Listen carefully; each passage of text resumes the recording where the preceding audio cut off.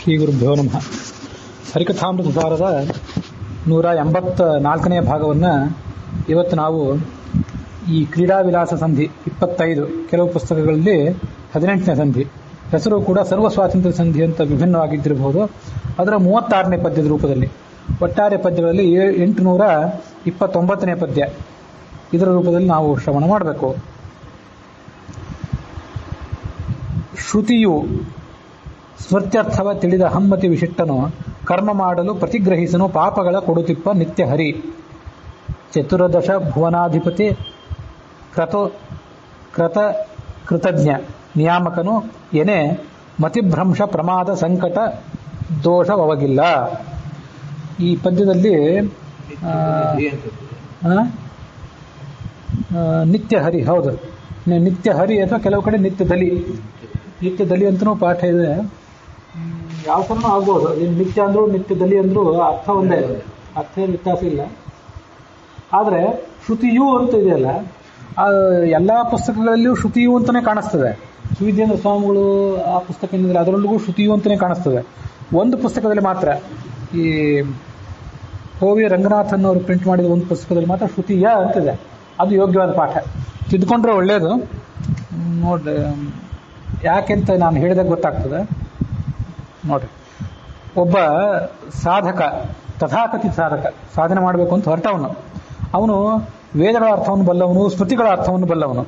ಆದರೆ ಅಹಮ್ಮತಿ ವಿಶಿಷ್ಟ, ನಾನೇ ಇದಕ್ಕೆಲ್ಲ ಅರ್ಥ ತಿಳಿದವನು, ನಾನೇ ಇದರ ಸರಿಯಾದ ಉಪದೇಶವನ್ನು ಮಾಡಬಲ್ಲವನು ಅಂತ ಹೀಗೆ ಒಂದು ಅಹಂಕಾರದಿಂದ ವಿಶಿಷ್ಟನಾದವನು ಏನಾದರೂ ಕರ್ಮ ಮಾಡಲಿಕ್ಕೆ ಹೊರಟ್ರೆ ಆ ಕರ್ಮಗಳನ್ನು ಭಗವಂತ ಸ್ವೀಕಾರ ಮಾಡೋದಿಲ್ಲ. ಸ್ವೀಕಾರ ಮಾಡದೇನೆ ಪಾಪವನ್ನು ಕೊಟ್ಟು ಬಿಡ್ತಾನೆ. 14 ಲೋಕಗಳಿಗೂ ಅಧಿಪತಿಯಾದಂಥ ಈ ಭಗವಂತ ಏನಿದ್ದಾನಲ್ಲ, ಆತ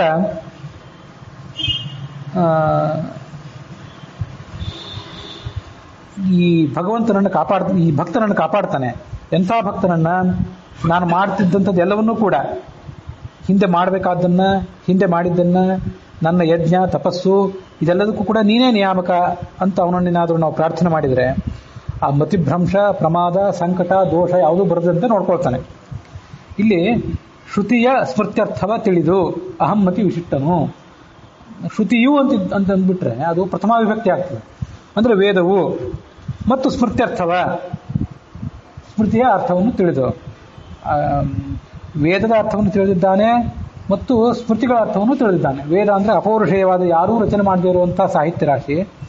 ಸ್ಮೃತಿ ಅಂತಂದರೆ ಪುರಾಣಗಳು ಮತ್ತು ಯಾಜ್ಞವಲ್ಕ್ಯ, ಪರಾಶರ ಇತ್ಯಾದಿ ಸ್ಮೃತಿಗಳು, ಭಾಗವತಾದಿಗಳು, ಮಹಾಭಾರತಾದಿಗಳು. ಹೀಗೆ ಪೌರುಷೇಯವಾದ, ಇನ್ನೊಬ್ಬರಿಂದ ರಚಿತವಾದಂಥ ಸಾಹಿತ್ಯ ರಾಶಿಯನ್ನು ಸ್ಮೃತಿ ಅನ್ಬೇಕು. ಯಾರೂ ರಚನೆ ಮಾಡದೇ ಇರುವ ಸಾಹಿತ್ಯ ರಾಶಿಯನ್ನು ಶ್ರುತಿ ಅಂತ ಅನ್ಬೇಕು. ಹಾಗಾಗಿ ಇಲ್ಲಿ ಶ್ರುತಿಯು ಅಂತ ಪ್ರಥಮ ವಿಭಕ್ತಿ ಇದ್ದು ಬಿಟ್ರೆ ವೇದವು ಅಂತ ಆಗ್ತದೆ. ಅದಕ್ಕೆ ಮುಂದೆ ಅನ್ವಯ ಇಲ್ಲ. ಅದಕ್ಕಾಗಿ ಶ್ರುತಿಯ ಅಂದರೆ ವೇದದ, ಸ್ಮೃತ್ಯರ್ಥವ ವೇದದ ಅರ್ಥವನ್ನ ಮತ್ತು ಸ್ಮೃತಿಯ ಅರ್ಥವನ್ನ ಎರಡನ್ನೂ ತಿಳಿದುಕೊಂಡು ಹೀಗೆ ಷಷ್ಠಿ ವಿಭಕ್ತಿ ಇದ್ರೆ ಒಳ್ಳೆಯದು. ಅದಕ್ಕಾಗಿ ಶ್ರುತಿಯ ಅಂತ ತಿದ್ದಿರಿ ಅಂತ ಹೇಳಿದೆ. ಒಂದು ಪುಸ್ತಕದಲ್ಲಿ ಆ ಥರ ಪಾಠ ಇದೆ. ಆ ಥರನೇ ನಾವು ಅದನ್ನು ಪಾರಾಯಣ ಇತ್ಯಾದಿಗಳನ್ನು ಮಾಡೋದು ಒಳ್ಳೆಯದು. ಅಹಮ್ಮತಿ ವಿಶಿಷ್ಟ, ತಿಳ್ಕೊಂಡಿದ್ದಾನೆ ಆದರೆ ಅಹಮ್ಮತಿ ವಿಶಿಷ್ಟ, ದುರಹಂಕಾರಿ. ಆತ ಏನಾದರೂ ಕರ್ಮ ಮಾಡಿದರೆ ಕರ್ಮ ಮಾಡಲು ಪ್ರತಿಗ್ರಹಿಸನು, ಭಗವಂತ ಅದನ್ನು ಸ್ವೀಕಾರ ಮಾಡೋದಿಲ್ಲ. ಪಾಪಗಳ ಕೊಡುತಿಪ್ಪ ನಿತ್ಯದಲ್ಲಿ, ನಿತ್ಯವೂ ಕೂಡ ಪಾಪಗಳನ್ನೇ ಕೊಡ್ತಾನೆ. ನಿತ್ಯ ಹರಿ ಅಂತಿದ್ರು ಒಳ್ಳೆಯದೇ. ನಿತ್ಯ ಹರಿ ಅನ್ನೋ ಪಾಠ ಅರ್ಥದ ದೃಷ್ಟಿಯಿಂದ ಹೆಚ್ಚು ಯೋಗ್ಯ. ಯಾಕೆಂತಂದ್ರೆ ಹರಿ ಅವನು, ವಸ್ತುತಃ ಹರಿ, ಪಾಪ ಹರಣ ಮಾಡಲಿಕ್ಕಾಗೇ ಇರುವವನು. ಆದರೆ ನಿಮ್ಮ ಪಾಪಗಳನ್ನು ಮಾತ್ರ ನಾಶ ಮಾಡೋದಿಲ್ಲ. ಯಾಕಂದ್ರೆ ನೀವು ದುರಹಂಕಾರ, ನಾವೇ ದೊಡ್ಡ ವಿದ್ವಾಂಸರು, ನಾವೇ ಎಲ್ಲ ಶಾಸ್ತ್ರ ಪ್ರವಚನ ಮಾಡಬೇಕು ಅನ್ನುವಂಥ ದುರಹಂಕಾರದಿಂದ ಕೂಡಿದವರು ನೀವು. ಅದಕ್ಕಾಗಿ ನೀವು ಇಂಥ ದುರಹಂಕಾರಿಗಳು ಮಾಡಿದ್ದನ್ನ, ಏನೇ ಮಾಡಿದ್ದನೋ ಆತ ಸ್ವೀಕಾರ ಮಾಡೋದಿಲ್ಲ. ಪ್ರತಿಗ್ರಹಿಸನು ಪಾಪಗಳ ಕೊಡುತಿಪ್ಪ ನಿತ್ಯ ಹರಿ. ಚತುರದಶ ಭುವನಾಧಿಪತಿ, 14 ಲೋಕಗಳಿಗೂ ಕೂಡ ಈತ ಅಧಿಪತಿಯಾಗಿದ್ದಾನೆ. ಅತಳ ಪಾತಾಳಾದಿ ಕೆಳಗಿನ ಲೋಕಗಳು, ಭೂಹು ಭೂಹ ಸ್ವಹ ಮಹಃ ಇತ್ಯಾದಿ ಮೇಲಿನ ಲೋಕಗಳು, ಬ್ರಹ್ಮಲೋಕದ ತನಕ ಎಲ್ಲ ಲೋಕಗಳಿಗೆ ಅಧಿಪತಿಯಾಗಿದ್ದಾನೆ. ಕೃತಜ್ಞ, ಅಲ್ಲಿ ಕೃತ ಅಕೃತಜ್ಞ ಅಂತ ಹೀಗೆ ಓದ್ಕೋಬೇಕು. ಕ್ರತು ಅಂತಂದ್ರೆ ಯಜ್ಞ, ಏನು ಹೋಮ ಮಾಡ್ತೀವಲ್ಲ, ದ್ರವ್ಯ ಹಾಕಿ ಹೋಮ ಮಾಡ್ತೀವಲ್ಲ, ಅದು ಒಂದು ಯಜ್ಞವೇ. ಮತ್ತೆ ಕೃತ ಅಕೃತಜ್ಞ, ಮಾಡಿದ್ದು ಮಾಡದೇ ಇದ್ದದ್ದು. ನಾವು ಯಾವುದು ಮಾಡಿಲ್ಲ, ಯಾವುದು ಮಾಡಲಿಲ್ಲ, ಮಾಡಿದ್ರಲ್ಲಿ ಯಾವುದು ಯಜ್ಞ, ಯಾವುದು ಯಜ್ಞವಲ್ಲ, ಈ ಎಲ್ಲ ಸಂಗತಿಗಳನ್ನು ಕೂಡ ಆತ ತಿಳ್ಕೊಂಡವನು. ಅದಕ್ಕಾಗಿ ಕೃತ ಅಕೃತಜ್ಞ, ಕೃತ ಪ್ಲಸ್ ಅಕೃತ ಎರಡೂ ಸೇರಿ ಅದು ಕನ್ನಡದ ಸಂಧಿ ನಿಯಮಕ್ಕನುಸಾರವಾಗಿ ಕೃತಜ್ಞ ಅಂತ ಇಷ್ಟೇ ಆಗಿದೆ. ಕೃತಜ್ಞ ಇವು ಮೂರೂ ಜೊತೆಯಾಗಿರಬೇಕಾದ ಪದಗಳು. ಕೆಲವು ಕಡೆ ಪ್ರಿಂಟ್ ಮಾಡುವಾಗ ಕೃತಜ್ಞ ಅಂತ ಬೇರೆ ಬೇರೆ ಮಾಡಿರ್ತಾರೆ, ಅದಷ್ಟು ಸರಿಯಾಗಿ ಕಾಣಿಸೋದಿಲ್ಲ, ಅದು ಸಮಾಸ ಅದು. ಹಾಗಾಗಿ ಕೃತಜ್ಞ. ಮತ್ತು ನಿಯಾಮಕ, ನಮ್ಮೆಲ್ಲ ಕರ್ಮಗಳಿಗೂ ನೀನೇ ನಿಯಾಮಕ ಏನೇ. ಹೀಗೆ ನಾವು ಆತನನ್ನು ಉಪಾಸನೆ ಮಾಡಿದರೆ ನಮಗೆ ಬರಬಹುದಾದಂಥ ಮತಿಭ್ರಂಶ, ಮನುಷ್ಯನಿಗೆ ಯಾವ ಕಾಲದಲ್ಲಿ ಏನಾಗ್ತದೆ ಹೇಳಲಿಕ್ಕೆ ಬರೋದಿಲ್ಲ. ಪ್ರಮಾದ, ಎಲ್ಲ ತಿಳ್ಕೊಂಡಿದ್ರೂ ಕೂಡ ಸರಿಯಾದ ಜ್ಞಾನವೇ ಇರ್ತದೆ. ಮನುಷ್ಯ ಇದು ನಾವು ಮಾಡಿದಾಗ ಗೊತ್ತಾಗ್ತದೆ, ಎಲ್ಲ ಸರಿಯಾಗಿ ಗೊತ್ತಿರ್ತದೆ, ಅದು ಬರೀ ಹೋಗಿ ತಪ್ಪು ಬರೆದು ಬಿಡ್ತೇವೆ. ಏನಾಗ್ತದೆ ಅಂತ ಗೊತ್ತಿಲ್ಲ, ಯಾಕೆ ಆ ಥರ ಆಗ್ತದೆ ಅಂತ ಗೊತ್ತಿಲ್ಲ, ತಪ್ಪಾಗಿ ಬರೆದು ಬಿಡ್ತೀವಿ. ಯಾರು ಕೇಳಿದ್ರು ಹೌದೌದು ತಪ್ಪು ಬರೆದು ನಾವು ಸಿದ್ಕೋಬೇಕು ಅಂತ ಅನಿಸ್ತದೆ, ತಪ್ಪು ಮಾತಾಡಿಬಿಡ್ತೀವಿ, ನಾಲಿಗೆ ಹೊರಳಿ ಬಿಡ್ತದೆ. ಅದಕ್ಕೆ ಮತಿಭ್ರಂಶ, ಒಂದು ಬುದ್ಧಿಯೇ ಇಲ್ಲದೆ ಇರೋದು. ಬುದ್ಧಿ ಸರಿಯಾಗಿದ್ರೂ ಹೇಳುವಾಗ ಮತ್ತು ಬರೆಯುವಾಗ ತಪ್ಪು ಮಾಡಿಬಿಡೋದು, ಕೆಲಸ ಮಾಡುವಾಗ ತಪ್ಪು ಮಾಡೋದು. ಸಂಕಟ, ಈ ಎಲ್ಲ ದೋಷಗಳು ಕೂಡ ನಮಗೆ ಬರೋದಿಲ್ಲ. ಅದನ್ನು ಪರಿಹಾರ ಮಾಡಬೇಕಾದ್ರೆ ಅದು ಅವನಿಗೆ ಸಾಧ್ಯ. ಅದನ್ನೇ ಆ ರುದ್ರಾಧ್ಯಾಯದಲ್ಲಿ ವರ್ಣನೆ ಮಾಡ್ತಾರೆ. ಹಿಂದೊಂದ್ಸರಿ ಹೇಳಿದ್ದೆ ನಾನು ಆ ಪದ್ಯ. ಅದು ನಾವು ಯಾಕೆ ಅದನ್ನು ನಿತ್ಯ ಅನುಸಂಧಾನ ಮಾಡಬೇಕು ಅಂತಂದರೆ, ಮಾನೋ ಮಹಾಂತ ಮುತಮಾನೋ ಅರ್ಭಕಂ ಮಾನಭುಕ್ಷಂತ ಉತಮಾನ ಭುಕ್ಷಿತಂ ಮಾನೋವಧಿ ಪಿತರಂ ಮೋತ ಮಾತರಂ ಪ್ರಿಯಾಮಾನಸ್ತನುವೋ ರುದ್ರವೀರಿಷಃ ಅಂತ ವರ್ಣನೆ. ಅದ್ರ ಆ ಶ್ಲೋಕ ಅದು ಯಾಕೆ ನಂಗೆ ಮೇಲಿನ ಮೇಲೆ ನೆನಪು ಬರ್ತಿರ್ತದೆ ಅಂತಂದರೆ, ಮಾನೋ ಮಹಾಂತಂ, ನಮ್ಮ ಕುಟುಂಬದಲ್ಲಿ ಕೆಲವರು ಹಿರಿಯರಾದವರಿದ್ದಾರೆ, ಅವರನ್ನು ಕೊಲ್ಲಬೇಡ. ಮಾನೋ ಮಹಾಂತಂ, ಮಾನೋ ಮಹಾಂತ ಮುತಮಾನೋ ಅರ್ಭಕಂ, ಕುಟುಂಬದಲ್ಲಿ ಕೆಲವರು ಚಿಕ್ಕವರಿದ್ದಾರೆ, ಅವರನ್ನು ಕೊಲ್ಲಬೇಡ. ಮಾನ ಉಕ್ಷಂತ ಉತಮಾನ ಉಕ್ಷಿತಂ, ಉಕ್ಷಂತ ಈಗ ತಾನೇ ಮದುವೆಯಾಗಿ ಸಂತಾನೋತ್ಪಾದನೆ ಮಾಡಲಿಕ್ಕೆ ಸಮರ್ಥರಾದವರಿದ್ದಾರಲ್ಲ, ಅವರನ್ನು ಕೊಲ್ಲಬೇಡ. ಉತಮಾನ ಉಕ್ಷಿತಂ, ಗರ್ಭಧಾರಣೆ ಆಗಿದೆ, ಆ ಒಂದು ಶಿಶು ಗರ್ಭದಲ್ಲಿದೆ, ಅದನ್ನು ಕೊಲ್ಲಬೇಡ.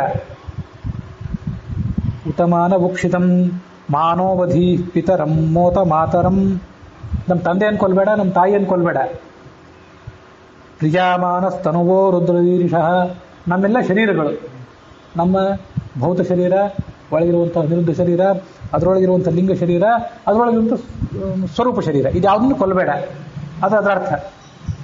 ಸಾಮಾನ್ಯವಾಗಿ ಗೊತ್ತಾಗೋದು ಹೀಗೆ ಅರ್ಥ. ಆದರೆ ಅಲ್ಲಿ ಇನ್ನೊಂದಿದೆ, ಅವ್ರನ್ನ ಕೊಲ್ಲಬೇಡ, ಇವ್ರನ್ನ ಕೊಲ್ಲಬೇಡ. ಕೊಲ್ಲಬೇಡ ಅಂದ್ರೆ ಏನು? ಅವ್ರ ಬುದ್ಧಿ ಹಾಳು ಮಾಡಬೇಡ ಅಂತ. ಇನ್ನೂ ಒಂದ್ಸರಿ ತಲೆ ಕತ್ತರಿಸಿಬಿಟ್ರೆ ಅದಲ್ಲಿ ಮುಗೀತು, ಹುಟ್ಟುಬಿಟ್ಟು ಸತ್ತೋಗ್ಬಿಡ್ತಾನೆ, ಮತ್ತೊಂದು ಒಳ್ಳೆಯ ಜನ್ಮ ಬಂದಿತ್ತು. ಆದರೆ ಬುದ್ಧಿನೇ ಹಾಳು ಮಾಡಿಬಿಟ್ರೆ ಅದು ದೊಡ್ಡ ಭ್ರಾಂತಿ. ಅದಕ್ಕೆ ಇಲ್ಲಿ ಬಂತಲ್ಲ ಮತಿಭ್ರಂಶ, ಪ್ರಮಾದ, ಸಂಕಟ, ದೋಷ ಅಂತ ಇಲ್ಲೇನು ಬಂತಲ್ಲ, ನನಗೆ ನೆನಪು ಬರೋದು ಅದಕ್ಕಾಗಿ. ಬುದ್ಧಿ ಭ್ರಮಣೆ ಆಗುವಂತೆ ಮಾಡಿಬಿಟ್ರೆ ಅದು ದೊಡ್ಡ ಕೊಲೆ, ಜೀವನ ಕೊಲೆ. ಅದು ಹಾಗಾಗದೇ ಇರುವಂತೆ ಮಾಡು. ನಮ್ಮ ಮನೇಲಿ ನಮ್ಮ ತಂದೆ, ನಮ್ಮ ತಾಯಿ, ನಮ್ಮ ಮಕ್ಕಳು, ನಮ್ಮ ಅಜ್ಜ ಮುತ್ತಜ್ಜ, ಮಕ್ಕಳು, ಮೊಮ್ಮಕ್ಕಳು ಇವರೆಲ್ಲ ಇದ್ದಾರೆ. ಹೆಂಡತಿ ಇದ್ದಾಳೆ, ಹೆಂಡತಿ ಗಂಡನ ಪರವಾಗಿ ಪ್ರಾರ್ಥನೆ ಮಾಡಬೇಕು, ಗಂಡ ಹೆಂಡತಿ ಪರವಾಗಿ ಪ್ರಾರ್ಥನೆ ಮಾಡಬೇಕು. ಅದೆಲ್ಲ ಸರಿ. ಅದು ಅಲ್ಲದೆ ಇನ್ನೊಂದಿದೆ, ನಾನು ಹಿಂದೊಂದ್ಸರಿ ಹೇಳಿದ್ದೆ, ಮತ್ತೊಂದ್ಸರಿ ನೆನಪು ಮಾಡ್ಕೊಳ್ಬೇಕು. ಏನಂದರೆ, ಅವ್ರಿಗೆ ಬುದ್ಧಿ ಕೊಡೋ, ಇವ್ರಿಗೆ ಬುದ್ಧಿ ಕೊಡೋದು ನಾವು ಇನ್ನೊಬ್ಬರ ಬಗ್ಗೆ ಯಾಕೆ ಕೇಳಬೇಕು? ನಮ್ಮ ಬಗ್ಗೆ ಕೇಳಬೇಕು. ಯಾಕಂದ್ರೆ ನಾಳೆ ನಾವೇ ದೊಡ್ಡವರಾಗ್ತೇವೆ. ಈಗಲೇ ದೊಡ್ಡವರು ಅನ್ಸ್ಕೊಂಡಿದ್ದೇವೆ, ಇನ್ನೊಂದು 50-60 ವರ್ಷ ಅನ್ಸ್ಕೊಂಡು ದೊಡ್ಡವ್ರೆ ಅಂತಾರೆ, ನಮಗೆ ಅಜ್ಜ ಅಂದೇ ಅಂತಾರೆ. ಅದು ನಮ್ಮೊಳಗಿರುವಂಥ ಅಜ್ಜ. ಮಹಾಂತಂ ಮಾನೋ ಅರ್ಭಕಂ, ಹಿಂದೆ ಚಿಕ್ಕವರಾಗಿದ್ದೀವಿ, ಮತ್ತೆ ಚಿಕ್ಕವರಾಗ್ತೀವಿ ಮುಂದೆ ಹುಟ್ಟಿದಾಗ. ಆ ಅರ್ಭಕ ಅಂದರೆ ಬಾಲಕ, ಮಹಾನ್ ಅಂದರೆ ದೊಡ್ಡವನು. ಮಾನೋ ಮಹಾಂತಂ ಉತಮಾನೋ ಅರ್ಭಕಂ ಮಾನ ಉಕ್ಷಂತ. ಉಕ್ಷಂತ ಅಂತಂದರೆ ಸಂತಾನೋತ್ಪಾದನೆ ಮಾಡಲಿಕ್ಕೆ ಸಾಮರ್ಥ್ಯ ಇರುವಂಥ ವಿವಾಹಿತನಾದಂಥ ವ್ಯಕ್ತಿ ಅಂತ ಅರ್ಥ. ಉಕ್ಷಂತಂ ಉತಮಾನ ಉಕ್ಷಿತಂ, ಗರ್ಭಸ್ಥ ಶಿಶುವಿಗೆ ಭ್ರಾಂತಿ ಬರುವಂತೆ ಮಾಡಬೇಡ, ಅದನ್ನು ಹಾಳು ಮಾಡಬೇಡ. ಅದಕ್ಕೆ ಅಲ್ಲೇ ಸದ್ಬುದ್ಧಿ ಬರುವಂತೆ ಮಾಡು. ನಾವು ಗರ್ಭಸ್ಥರಾಗಿದ್ದಾಗ, ಮುಂದೆ ಹುಟ್ಟಿದಾಗ, ಮುಂದೆ ಬೆಳೆದು ಕುಮಾರರಾದಾಗ, ಮುಂದೆ ಬೆಳೆದು ಯುವಕರಾದಾಗ, ಮದುವೆ ಆದಮೇಲೆ ಗಂಡ ಆದಾಗ, ಮದುವೆ ಆದಮೇಲೆ ಹೆಂಡತಿ ಆದಾಗ, ಎಲ್ಲ ಮೊಮ್ಮಕ್ಕಳನ್ನು ಕಡ್ದು ಅಜ್ಜ ಅಜ್ಜಿ ಅಂತ ಅನ್ಸ್ಕೊಂಡಾಗ ನಮ್ಮನ್ನು ಹಾಳು ಮಾಡಬೇಡ. ಅದು ಅದ್ರ ಒಳಗಿನ ಅರ್ಥ. ಮಾನೋವಧಿ ಪಿತರಂ ಮೋತ ಮಾತರಂ, ನಮ್ಮ ತಂದೆ ತಾಯಿಯನ್ನು ಕೊಲ್ಲಬೇಡ, ಅವ್ರಿಗೆ ಬುದ್ಧಿ ಹಾಳು ಮಾಡಬೇಡ ಅಂತಲ್ಲ. ನಾವೇ ತಂದೆ ಅಲ್ಲ, ಇವೆಲ್ಲ ನಾವು ತಗೊಳ್ಳುವಂಥ ವಿಭಿನ್ನ ಪಾತ್ರಗಳು. ನಮ್ಮೊಳಗಿರುವ ತಂದೆ, ನಮ್ಮೊಳಗಿರುವ ತಾಯಿ, ಇವ್ರು ಯಾರನ್ನು ಕೊಲ್ಲಬೇಡ. ಯಾಕಂದರೆ ಬುದ್ಧಿ ಹಾಳಾಗುವಂತೆ ಮಾಡಬೇಡ, ಅದು ಮುಖ್ಯ. ಕ್ರಿಯಾಮಾನಸ್ತನುವೋ ರುದ್ರೈರಿಷಃ. ತನು ಅಂದರೆ ಶರೀರ. ಶರೀರ ಅಂದ್ರೆ ಏನು? ನಾನು ಸ್ಥೂಲ ಶರೀರ, ಅನಿರುದ್ಧ ಶರೀರ, ಲಿಂಗ ಶರೀರ, ಒಳಗಿನ ಶರೀರ ಅಂತ ಒಂದು ಅರ್ಥ ಹೇಳಿದ್ನಲ್ಲ, ಅದಷ್ಟೇ ಅಲ್ಲ.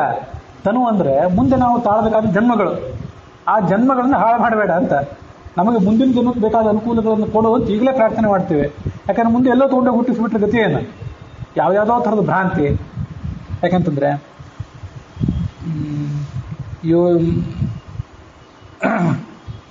ಪ್ರಯಾಣಕಾಲೇಪಿ ಚಮಾಂ, ಹಿಂದೊಂದ್ಸರಿ ಭಗವದ್ಗೀತಾ ಶ್ಲೋಕ ಹೇಳಿದ್ದೆ.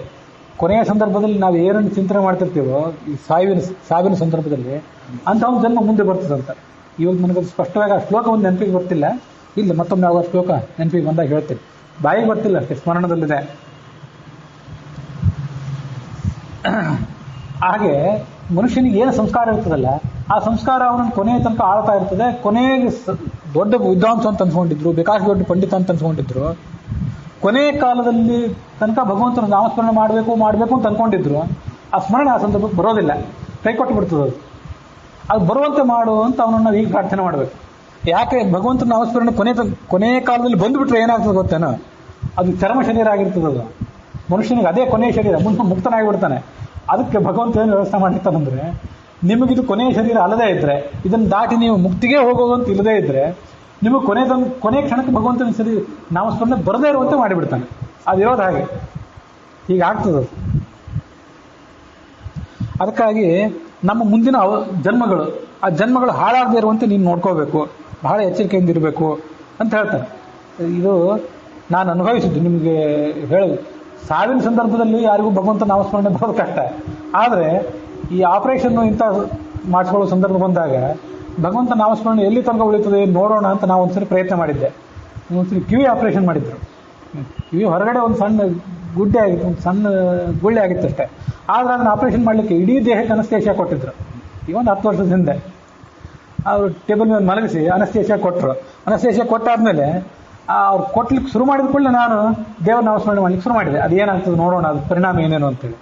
ಅದು ಒಂದು ಕತ್ತಲೆ ಗವಿಯಲ್ಲಿ ಹೋದಂತೆ ಅನುಭವ ಆಯಿತು. ಅದು ಹಾಗೆ ಹೇಳ್ತಾರೆ, ಅಪಕ್ವರಾದಂಥ ಇನ್ನೂ ಸಾಧನೆ ಮುಗಿದೇ ಇರುವಂಥ ಜೀವರು ಇರ್ತಾರಲ್ಲ, ಅವರು ಕತ್ತಲೆ ಗವಿಯಲ್ಲಿ ಹೋದಂತೆ ಆಗ್ತದೆ ಅವ್ರಿಗೆ ಅಂತ್ಯಕಾಲದಲ್ಲಿ ಅಂತ. ಅದೊಂದು ಈ ಸಣ್ಣ ಅನುಭವ ಅಷ್ಟೇ ಇದು. ಈ ಅನಸ್ತೇಷಿಯಾ ಕೊಟ್ಟಾಗ ಆತ್ಮ ಮನಸ್ಸು ಇವೆಲ್ಲ ಸಂಪರ್ಕ ಕಟ್ಕೋತಾವಲ್ಲ, ಇದು ಕೂಡ ಕತ್ತಲೆ ಗವಿಯಲ್ಲಿ ಹೋದಂತೆ. ದೊಡ್ಡ ಜ್ಞಾನಿಯೇ ಆಗಿದ್ರೆ ಸಾವಿನ ಸಂದರ್ಭದಲ್ಲಿ ಅವನಿಗೆ ಬೆಳಕಿನ ಒಂದು ಸಂದರ್ಭದಲ್ಲಿ ಬೆಳಕಿನ ಪ್ರದೇಶದಲ್ಲಿ ಹೋದಂತೆ ಅನುಭವ ಆಗ್ತದೆ. ಒಳಗಿನ ಬೆಳಕದು. ಅವನು ರಾತ್ರಿಯಲ್ಲೇ ಸಾಯಲಿ, ರಾತ್ರಿ 1 ಗಂಟೆಗೆ ಬೇಕಾದ್ರೆ ಸಾಯಲಿ, ಬೆಳಕಿನ ಪ್ರದೇಶದಲ್ಲಿ ಹೋದ ಅನುಭವ ಜ್ಞಾನಿಗೆ ಆಗ್ತದೆ ಸಾವಿನ ಸಂದರ್ಭದಲ್ಲಿ. ಅಜ್ಞಾನಿಗಳಾದವರಿಗೆ ಕತ್ತಲೆಯ ಗವಿಯಲ್ಲಿ ಹೋದಂತೆ ಆಗ್ತದೆ ಅಂತ ಶಾಸ್ತ್ರದಲ್ಲಿ ಆಧಾರ ಇದೆ. ನನಗೆ ಅವೆಲ್ಲ ಆ ಶಾಸ್ತ್ರ ವಾಕ್ಯ ಈಗ ನೆನಪಿಲ್ಲ, ಮುಂದೆ ಯಾವಾಗಾದ್ರು ಒಂದು ಸರಿ ಅದನ್ನು ಹೇಳ್ತೀನಿ. ಬ್ರಹ್ಮಸೂತ್ರ ಭಾಷ್ಯದಲ್ಲಿ, ಅನುವ್ಯಾಖ್ಯಾನದಲ್ಲಿ ಆ ಸಂಗತಿಗಳಿವೆ. ಕೊನೆ 3, 4ನೇ ಅಧ್ಯಾಯದಲ್ಲಿ, ಸಾಧನಾ ಅಧ್ಯಾಯ ಮತ್ತು ಫಲಾಧ್ಯಾಯಗಳಲ್ಲಿ ಅದು ಮುಂದೊಂದು ಬಾರಿ ಯಾವಾಗಾದ್ರೂ ಹೇಳ್ತೇನೆ. ಅಂತೂ ಅಪಕ್ವರಾದವರು ಇನ್ನೂ ಸಾಧನೆ ಮುಗಿದೇ ಇದ್ದವರಿಗೆ ಕತ್ತಲ ಗವಿಯಲ್ಲಿ ಹೋದಂತ ಅನುಭವ ಆಗ್ತದೆ. ನನಗೆ ಆ ಆಪರೇಷನ್ ಮಾಡಿಸ್ಕೊಳ್ಳೋ ಸಂದರ್ಭ ಬಂದಾಗ ಕತ್ತಲೆಯ ಗವಿಯಲ್ಲಿ ಹೋದಂತೆ ಅನುಭವ ಆಯಿತು. ಆಗ್ತಿದ್ದಂತೆ ನಾನೇನು ನಾಮಸ್ಮರಣೆ ಹರೇ ರಾಮ ಅಂತ ಅನ್ಕೋಬೇಕು ಅಂತಿದ್ದೆ, ಅದು ಅಲ್ಲಿ ತುಂಡರಿಸಿಬಿಡ್ತು. ಮುಂದೆ ನಾಮಸ್ಮರಣೆ ಮಾಡ್ಲಿಕ್ಕೆ ಆಗಲಿಲ್ಲ. ಯಾಕೆ ಅಂತಂದ್ರೆ, ಸದ್ಯ ನಮ್ದೆಲ್ಲ ಹೀಗೆ ಅಂತಂದ್ರೆ, ಸಿದಚಿನ್ ಮಿಶ್ರಮೇವೈತತ್ ಮನೋ ಯಾವಚ್ಚ ಸಂಸತಿ. ನಮಗೆ ಈ ಅಪರೋಕ್ಷ ಜ್ಞಾನ ಆಗಿ ಲಿಂಗದೇಹ ಎಲ್ಲ ಭಂಗ ಆಗೋ ತನಕ ಈ ಜಡವಾದ ಮನಸ್ಸು ಮತ್ತು ಆತ್ಮ ಇವೆರಡೂ ಕೂಡ ಹಾಲು ನೀರಿನಂತೆ ಬೆರೆತು ಬಿಟ್ಟಿರ್ತವೆ. ಆತ್ಮನಿಗೆ ಮನಸ್ಸನ್ನು ಬಿಟ್ಟು ಕೆಲಸ ಮಾಡ್ಲಿಕ್ಕೆ ಆಗೋದಿಲ್ಲ. ಮನಸ್ಸಂತೂ ಸ್ವತಃ ಜಡ, ಅದಕ್ಕೆ ಆತ್ಮನನ್ನು ಬಿಟ್ಟು ಕೆಲಸ ಮಾಡ್ಲಿಕ್ಕೆ ಆಗೋದಿಲ್ಲ. ಕಂಪ್ಯೂಟರು ತಾನಾಗೆ ಕೆಲಸ ಮಾಡೋದಿಲ್ಲ, ಅದಕ್ಕೊಬ್ಬ ಆಪರೇಟರ್ ಬೇಕೇ ಬೇಕು. ಆಪರೇಟರ್ಗೆ ಕಂಪ್ಯೂಟರ್ ಇಲ್ಲದೆ ಹೋದರೆ 2+2 2 ಎಷ್ಟು ಅಂತ ಹೇಳಿಕ್ಕೆ ಬರೋದಿಲ್ಲ ಅಂತ ಪರಿಸ್ಥಿತಿ ಬಂದ್ಬಿಡ್ತದೆ. ಕಂಪ್ಯೂಟರ್ ಇಲ್ಲದೆ ಏನೂ ಮಾಡ್ಲಿಕ್ಕೆ ಆಗದೇ ಇರೋ ಕೆಲಸ ಚೇತನಕ್ಕೆ, ಆ ಅಚೇತನವಾದಂಥ ಉಪಕರಣಕ್ಕೆ ಚೇತನದ ಸಂಪರ್ಕ ಇಲ್ಲೇ ಕೆಲಸ ಮಾಡ್ಲಿಕ್ಕೆ ಆಗೋದಿಲ್ಲ. ಹೀಗೆ ಆತ್ಮ ಮತ್ತು ಮನಸ್ಸುಗಳ ಒಂದು ಸಂಪರ್ಕ ಇರ್ತದೆ. ಹಾಗಾಗಿ ನಮಗೇನಾಗ್ತದೆ ಅಂತಂದ್ರೆ, ಆ ನಾಮಸ್ಮರಣೆ ಮಾಡೋ ಒಂದು ಅವಕಾಶ ಬರಬೇಕು ಅಂತಂದ್ರೆ, ಮಾಡ್ಲಿಕ್ಕೆ ಶಕ್ತಿ ಬೇಕು ಅಂದ್ರೆ ಮನಸ್ಸು ಬೇಕೇ ಬೇಕು ನಮಗೆ. ಸದ್ಯ ನಮಗಿರೋ ಪರಿಸ್ಥಿತಿಯಲ್ಲಿ ಆ ಮನಸ್ಸು ಕೈ ಕೊಡ್ತು ಅಂದ್ರೆ ಮುಗೀತು, ನಮ್ಮ ನಾಮಸ್ಮರಣೆ ಕಟ್ಟಾಯಿತು. ಆದರೆ ಆ ಸಾಧನೆ ಹಂತವನ್ನು ಯಾರು ಏರಿರ್ತಾರಲ್ಲ ಅವರಿಗೆ ಮನಸ್ಸು ಹಿಂದುಳಿದ್ರೂ ಕೂಡ ಅವರ ಆತ್ಮ ಏನಿದೆ ಅದು ಆಕ್ಟಿವ್ ಆಗಿರ್ತದೆ, ಅದು ಕೆಲಸ ಮಾಡ್ಲಿಕ್ಕೆ ಪ್ರಾರಂಭ ಮಾಡ್ತದೆ. ಅದು ನಮಗೆ ಈಗ ಸಾಧ್ಯ ಆಗೋದಿಲ್ಲ. ಭಾಗವತದ 4th ಸ್ಕಂದದಲ್ಲಿ ಆ ಮನೋವಿಷಯಕವಾದ ಅವನಿಗೆ ಭಗವಂತನ ಅಪರೋಕ್ಷ ಜ್ಞಾನ ಬಂದಾಗ ಆ ಮನಸ್ಸು ಆತ್ಮ ಎರಡು ಕೂಡಿ ಕೆಲಸ ಮಾಡ್ತಿರ್ತಾವಲ್ಲ, ಆ ಮನಸ್ಸಿನ ಮೂಲಕವೇ ಮೊದಲನೇ ಅಪರೋಕ್ಷ ಜ್ಞಾನ ಬರಬೇಕಂತ. ಯಾಕಂದ್ರೆ ಆತ್ಮನಿಗೆ ಸ್ವತಃ ಅಪರೋಕ್ಷ ಪಡಿಸ್ಕೊಳ್ಳುವ ಶಕ್ತಿ ಇಲ್ಲ ಅದಕ್ಕೆ. ಇದು ಉಪಕರಣ ಮನಸ್ಸು ಆತ್ಮನ ಹಿಡಿದಿಟ್ಟುಬಿಟ್ಟಿದೆ. ಅದಕ್ಕಾಗಿ ಆ ಮನಸ್ಸಿನಿಂದಲೇ ಭಗವಂತನನ್ನು ಅಪರೋಕ್ಷ ಜ್ಞಾನ ಪಡ್ಕೋಬೇಕು ಮೊದಲು. ಆ ಅಪರೋಕ್ಷ ಜ್ಞಾನ ಒಂದು ದೃಢವಾದಾಗ ಮುಂದೆ ಅವನೇನ್ ಮಾಡ್ತಾನೆ, ಆತ್ಮನಿಗೆ ಸ್ವಯಂ ನಡೆಯೋ ಅದನ್ನು ತಿಳ್ಕೊಳ್ಳೋ ಶಕ್ತಿ ಬಂದಾಗ ಆ ಮಾನಸಿಕವಾದ ಅಪರೋಕ್ಷ ಜ್ಞಾನವನ್ನು ಬಿಟ್ಟು ಬಿಡ್ತಾನೆ. ಬಿಟ್ಟು ಸ್ವರೂಪಭೂತವಾದ ಅಪರೋಕ್ಷವನ್ನೇ ನೆಚ್ಚಿ ಮುಂದುವರಿತಾನೆ. ಇದು ಅಲ್ಲಿ ತನಕ ಈ ಮನಸ್ಸು ಮತ್ತು ಆತ್ಮಗಳ ಸಂಪರ್ಕ ಇದ್ದದ್ದೇ. ಆ ಮನಸ್ಸು ಎಲ್ಲಿಯಾದ್ರೂ ಕೈ ಕೊಟ್ರೆ ನಮ್ಗೆ ಎಷ್ಟು ಭಯಾನಕವಾದ ಪರಿಸ್ಥಿತಿ ಅಂತಂದ್ರೆ, ತಿಳ್ಕೊಳ್ರಿ, ಕೆಲವರು ಹುಚ್ಚರು ಅಂತ ಇರ್ತಾರಲ್ಲ, ರಸ್ತೆಯಲ್ಲಿ ಅಡ್ಡಾಡ್ತಿರ್ತಾರಲ್ಲ, ಹರಿದು ಬಟ್ಟೆ ಹಾಕೊಂಡು ಅವ್ರಿಗೆ ಕಲ್ಲು ಬಿದಾಕೊಂಡು ಅಡ್ಡಾಡ್ತಿರ್ತಾರಲ್ಲ, ಅವರೆಲ್ಲ ಹುಚ್ಚರು. ಆತ್ಮ ಹುಚ್ಚ ಅಲ್ಲ ಅವ್ರಿಗೆ ಹುಚ್ಚ ಏನು, ಅವ್ರ ಬ್ರೈನ್ ಮಾತ್ರ ಹುಚ್ಚ. ಅವ್ರ ಮೆದುಳು ಇರ್ತದಲ್ಲ, ಮನಸ್ಸು ಕೂಡ ಹುಚ್ಚ ಅಲ್ಲ, ಮೆದುಳು ಹುಚ್ಚ. ಅವ್ರ ಮೆದುಳಿಗೆ ಇರಬೇಕಾದಂಥ ಪೂರಾ ಬೆಳವಣಿಗೆ ಆಗಿರೋದಿಲ್ಲ, ಅಥವಾ ಈ ಜನ್ಮದಲ್ಲಿ ಏನಾದರೂ ಒಂದು ಕೆಟ್ಟ ಸಂಸ್ಕಾರ ಆಗಿ ಬಾಲ್ಯದಲ್ಲಿ ಅಹಿತಕರವಾದ ಅನುಭವ ಆಗಿ ಮೆದುಳಿನ ಮೇಲೆ ಪರಿಣಾಮ ಬೀರಿ ಅವರ ಮೆದುಳು ಸರಿಯಾಗಿ ಕೆಲಸ ಮಾಡೋದಿಲ್ಲ. ಮೆದುಳು ಇಲ್ಲದೆ ಮನಸ್ಸು ಕೆಲಸ ಮಾಡೋದಿಲ್ಲ, ಮನಸ್ಸಿಲ್ಲದ್ರೆ ಆತ್ಮನೂ ಕೆಲಸ ಮಾಡೋದಿಲ್ಲ. ಹಾಗಾಗಿ ಎಂಥ ಅದ್ಭುತವಾದ ಶಕ್ತಿ ಇದ್ದಂಥ ಈ ಆತ್ಮ ಮತ್ತು ಮನಸ್ಸು ಎರಡೂ ಕೂಡ ಆ ಮೆದುಳಿನ ಕಾರಣದಿಂದಾಗಿ ಅಶಕ್ತ ಆಗಿ ಹುಚ್ಚ ಅಂತ ಅನ್ಸ್ಕೊಂಡು ಓಡಾಡ್ತಿರ್ತೀವಿ. ಇದನ್ನು ಬಹಳ ಅದ್ಭುತ ಅಂತ ಅನಿಸ್ತದೆ. ಎಷ್ಟು ಶಕ್ತಿ ಇದೆ ಆತ್ಮನಿಗೆ ವಸ್ತುತಃ. ಪರಮಾತ್ಮನನ್ನ ತಿಳ್ಕೊಳ್ಳುವ ಶಕ್ತಿ ಇದೆ, ಪ್ರಕೃತಿಯ ಅತ್ಯದ್ಭುತ ರಹಸ್ಯಗಳನ್ನೆಲ್ಲ ಭೇದಿಸುವ ಶಕ್ತಿ ಇದೆ ಅದಕ್ಕೆ, ಆತ್ಮಕ್ಕೆ, ಮನಸ್ಸಿಗೆ. ಆದರೆ ಈ ಮೆದುಳಿನ ಕೈಯಲ್ಲಿ ಸಿಕ್ಕೊಂಡು, ಒಂದು ಮೆದುಳು ಸುಮ್ಮನೆ ಒಂದು ಮುಷ್ಟಿಯಾಗಿ ಆತಂಕ ಮೆದುಳು ಅದನ್ನ ಕೈಯಲ್ಲಿ ಸಿಕ್ಕೊಂಡು ಹುಚ್ಚಾಗಿ ಓಡಾಡ್ತಿರ್ತೀವಿ. ಆ ಮೆದುಳಿನ ಸಂಪರ್ಕದಿಂದ ಮನಸ್ಸು ಕಳ್ಸ್ಕೋಬೇಕು, ಮನಸ್ಸಿನ ಸಂಪರ್ಕದಿಂದ ಮನುಷ್ಯ ಕಳ್ಸ್ಕೋಬೇಕು. ಇಷ್ಟೆಲ್ಲ ಆಗಬೇಕಾದ್ರೆ ಪ್ರಿಯಾಮಾನಸ್ತನುವೋ ರುದ್ರದೀರಿಷಃ, ರುದ್ರನೇ ನಮ್ಮ ಈ ಜನ್ಮಗಳೇನಿವೆಯಲ್ಲ, ಮುಂದೆ ನಮಗೆ ಆಗಬೇಕಾದ ಜನ್ಮಗಳು, ನಮ್ಮದೇ ವ್ಯಕ್ತಿತ್ವದ ನಾನಾ ಮಜಲುಗಳಿವೆಯಲ್ಲ, ತಂದೆ ತಾಯಿ ಮಗ ಅಜ್ಜ ಅಜ್ಜಿ ಮುತ್ತಜ್ಜ, ಇವೆಲ್ಲ ಮಜಲುಗಳಿವೆಲ್ಲ, ಈ ಯಾವ ಮಜಲನ್ನು ಕೂಡ ನೀನು ಹಾಳು ಮಾಡಬೇಡ. ನೀನೇನ್ರ ಹಾಳು ಮಾಡಿಬಿಟ್ರು ಮತಿಭ್ರಂಶ ಕೊಟ್ಬಿಟ್ರೆ ಗತಿ ಏನು? ಎಂತೆಂಥ ಕೆಲವು ಕಡೆ ನಾವು ನೋಡಬೇಕು. ಕೆಲವು ಜಾತಕಗಳನ್ನ ನಾನು ಕೇಳಿ ಬಲ್ಲೆ. SSLC PUC ತನಕ ಓದೋ ತನಕ ಒಳ್ಳೆ ಬುದ್ಧಿವಂತ ಆಗಿದ್ದ ಜನಸಾಮಾನ್ಯರಂತೆ. ಇದಕ್ಕಿದ್ದಂತೆ ಬುದ್ಧಿ ಎಲ್ಲ ತಟಸ್ಥ ಆಗಿಬಿಡುತ್ತೆ, ಬ್ಲ್ಯಾಂಕ್. ಯಾರು ಊಟಕ್ಕೆ ಹಾಕಿದ್ರೆ ತಿನ್ಸಿದ್ರೆ ತಿಂದ, ಅದು ಬಾಯಲ್ಲಿ ಹೋಗಿ ತುರುಕಬೇಕು. ಬಟ್ಟೆ ಉಡಿಸಿದ್ರೆ ಊಟ, ಇಲ್ಲದಿಲ್ಲ. ಪೂರ ಹುಚ್ಚು ಅಲ್ಲ, ಹುಚ್ಚರಂತೆ ಬೀದಿಯಲ್ಲಿ ಅಸ್ತವ್ಯಸ್ತ ಓಡಾಡೋರು ಅಲ್ಲ, ಒಂದೇ ಕಡೆ ಕೂತಲ್ಲೇ ಕೂತಿದ್ರು, ಒಂದು ಜಡ ಪ್ರತಿಮೆ ಕೂತಂತೆ ಉಸಿರಾಡ್ತಾರೆ. ಅದ್ರ ಬುದ್ಧಿ ಬ್ಲ್ಯಾಂಕ್. ಇದು ಮತಿಭ್ರಂಶ. ಅಲ್ಲೇ ಯಾಕಾಗ್ತದೆ? ನಾವು ಭಗವಂತನ ಪ್ರಾರ್ಥನೆ ಮಾಡ್ಬೇಕಷ್ಟೆ. ಅವನು ಮಾಡಿಸಿದ ಅಂತ ನಾವು ಈಗ ಇದ್ದೇವೆ. ಏನೋ ಪ್ರವಚನ ಹೇಳ್ತೀವಿ, ಏನೋ ಕೇಳ್ತೀವಿ, ಏನೋ ಓದ್ತೀವಿ, ದೊಡ್ಡ ದೊಡ್ಡ ಪ್ರಶ್ನೆಗಳು ಕೇಳ್ತೀವಿ, ಬುದ್ಧಿವಂತರು ಅನ್ಸ್ಕೋತೀವಿ, ಸನ್ಮಾನ ಮಾಡಿಸ್ಕೋತೀವಿ. ಅದೆಲ್ಲ ಭಗವಂತ ಕರುಣೆಯಿಂದ ಮಾಡಿಸಿದ್ರೆ ಇದೆ. ಇಲ್ಲದೇ ಇದ್ರೆ ಮತಿಭ್ರಂಶ, ಪ್ರಮಾದ, ಸಂಕಟ, ಇಲ್ಲೇನಾದ್ರು ಬಿದ್ವಿ, ಕಾಲು ಜಾರಿದ್ವಿ ಅಂದರೆ ಉದೇ ಹೋಯ್ತು. ಅದಕ್ಕಾಗಿ ಅಷ್ಟೆಲ್ಲ ಅನುಸಂಧಾನ ಇಟ್ಕೊಂಡು ಆ ವೇದ ಮಂತ್ರಗಳು ನಂಬಬೇಕು. ಮಾನಸ್ತೋಕೆ ತನಯೇ ಮಾನ ಆಯುಷಿ ಮಾನೋ ಗೋಷು ಮಾನೋ ಅಶ್ವೇಶುರೀರಿಷಃ ವೀರಾನ್ ಮಾನೋ ರುದ್ರಭಾಮಿತೋ ವಧೀರ್ ಹವಿಷ್ಮಂತೋ ನಮಸಾ ವಿಧೇಮತೆ. ಅದು ಮುಂದಿನ ಶ್ಲೋಕ. ಇದನ್ನ ಯಾಕೆ ಹೇಳಿದೆ ಅಂತಂದ್ರೆ, ನಿತ್ಯ ವೈಶ್ವದೇವ ಆದ್ಮೇಲೆ ಉಪಾಸನ ಆದ್ಮೇಲೆ ಭಸ್ಮ ಧಾರಣೆ ಮಾಡ್ತೀವಲ್ಲ, ಅವಾಗ ಅನ್ಬೇಕಾದ ಮಂತ್ರ ಅದು. ಯಾವುದು? ಮಾನಸ್ತೋಕೆ ಅನ್ನೋ ಮಂತ್ರ. ನಾನು ಈ ಹಿಂದೆ ಹೇಳಿದ್ದು ಇದಕ್ಕಿಂತ ಮೊದಲಿನ ಮಂತ್ರ.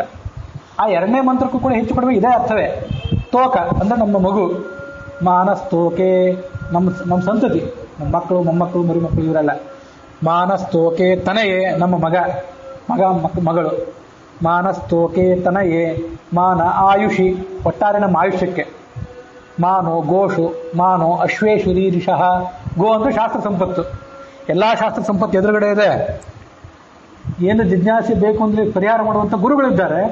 ನಮಗೆ ಬುದ್ಧಿ ಮುಂದೆ ಕವಿದು ಬಿಟ್ರೆ ಏನಿದ್ದೇನು ಉಪಯೋಗ?